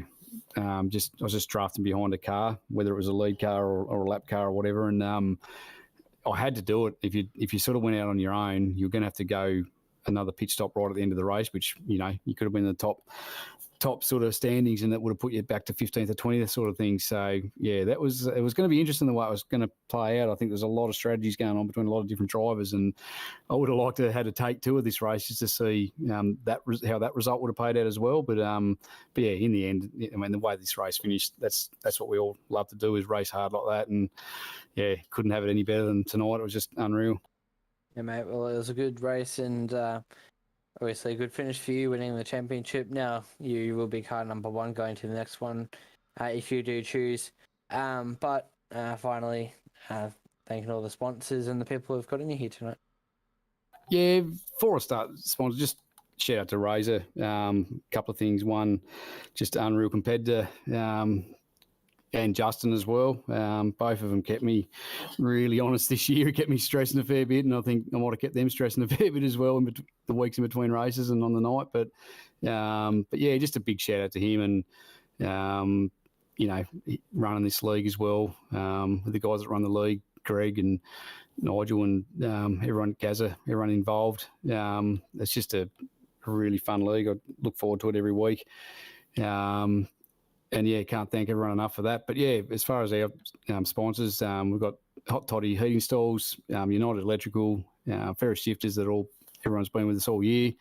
Got a shout out to the missus, Jackie. She sort of lets me get on here, and she tunes into all the broadcasts, and we debrief about it and all. But who knows? She's got an iRacing account now, so she might even be the first female on the grid one night, maybe. But yeah, and then just onto the Locked On Lads above all, really, like the broadcasts. I think we all love being able to watch the broadcasts after the race, and family and friends and stuff can tune in on the night. It's just been a high quality broadcast, and really sad to, it's the end of, this league. But yeah, understand life decisions and everything with that. But yeah, can't thank them. Locked On Lads enough for that. It's been unreal. And then just the series sponsors with which are Electrical, Edge Setup, and My Profit Cellar, the big one, obviously Razor got a shout before. So yeah, just everyone involved, just thanks a lot for the season, and yeah, bring on the next one. Thanks, mate. Really appreciate it. But I'll throw it back over to Wilco, mate. But yeah, good job for the championship, and congratulations for both you and your team securing the win and the team's championship tonight. Yeah, cheers, Ryan. Yeah, congratulations, Troy. It's been an honour. Obviously commentating over you guys and watching you guys, especially all the Sim boys. It's been a very solid season, and always, putting on a great show. So congratulations to the whole team and yourself for the win. Nah, thanks a lot, Wilco. Yeah, it's been a good season, and yeah, just I'm not sure when the next one is. I'm not sure if we're having a break at all, but yeah, can't wait to run the number 1 and see if we can do it again. Yeah, look, congratulations, mate. Good luck, and I might even see you out the track. We'll see what life brings me in the future. But yeah, until next time, and yeah, congratulations. I'll let you go now after making you wait so long to have a chat. Nah, awesome, Wilco. Yeah, hope to see you on the track, mate. And yeah, been good talking to you throughout the year. Thanks, mate. See ya. Have a good one, mate. Okay, Ryan, thank you for helping me out tonight and being a legend and being an awesome person, and all the other help you've given me all season has been absolutely great, and I couldn't have done it without you. And yeah, what did you think of tonight and the season? I guess start wrapping it up before I wrap it up. Yeah, first of all, thanks, Wilco. I really appreciate it. But season was great. Started off really strong. Being able to jump into the broadcast booth throughout the season's been pretty cool as well. Some of my best broadcasts have been here on Locked On Lads TV, so big shout out to both you and whoever has jumped in and helped us out throughout the season as well. But the championship has been a good one. Obviously, we've had a lot of crashes, a lot of wrecks, a lot of flips. Big moments that would quite memorable.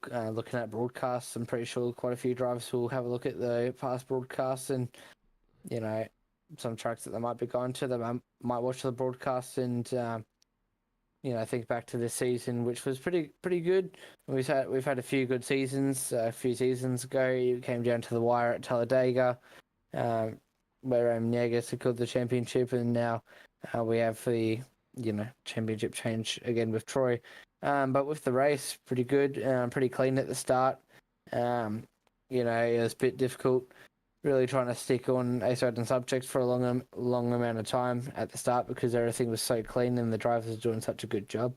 But then we started rolling into the cautions towards the end of the race when, the car started breaking loose, the rears were getting hot and the cars were starting to spin out. But, race as a whole was pretty entertaining, especially at the end as well. Where we did have quite a close finish, but both the championship and tonight's race have been exciting, and definitely going to miss being in the commentary booth with you, and I'm looking forward to hopefully watching future broadcasts if Raymond does get it broadcasted again.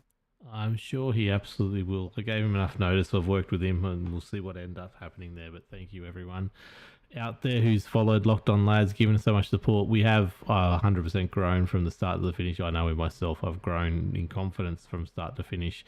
Thank you to Scotty Rankin and Carl Withy, who started out the season with us, and we had a pretty good crew then. Unfortunately, Carl, look, shout out to you. I need to touch base with you. I've done it in a few weeks. Hope you're feeling better soon, mate. I know things aren't very well for you and not getting any better. So, look, I hope you do get well in the future and get that stuff sorted out. Scotty had to go do some commitments with his league, with SRW, and unfortunately they clashed with us, and that was a thing that we moved on, and we just didn't have the consistency there, and I can't commit to it at the moment. So for those who don't know, my father's terminal and probably won't be around much longer at the moment. So at the moment, I just really can't commit to anything going forward at all.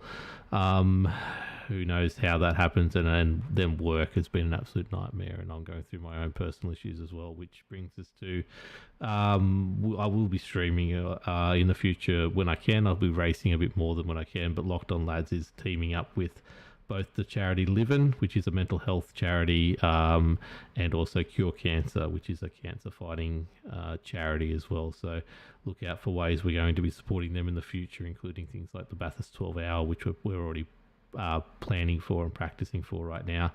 We've also had one of our drivers in the very recent, just recently lose his child. Brand new child, just not even a year old, passed as well. So we've got a charity event coming up for him in the future, and I know everyone's going through some stuff, but there's some big things that we've got lined up to try and help out those people in the community out there. We'll see what 2023 brings, but at this stage, there definitely won't be any more broadcasting from me.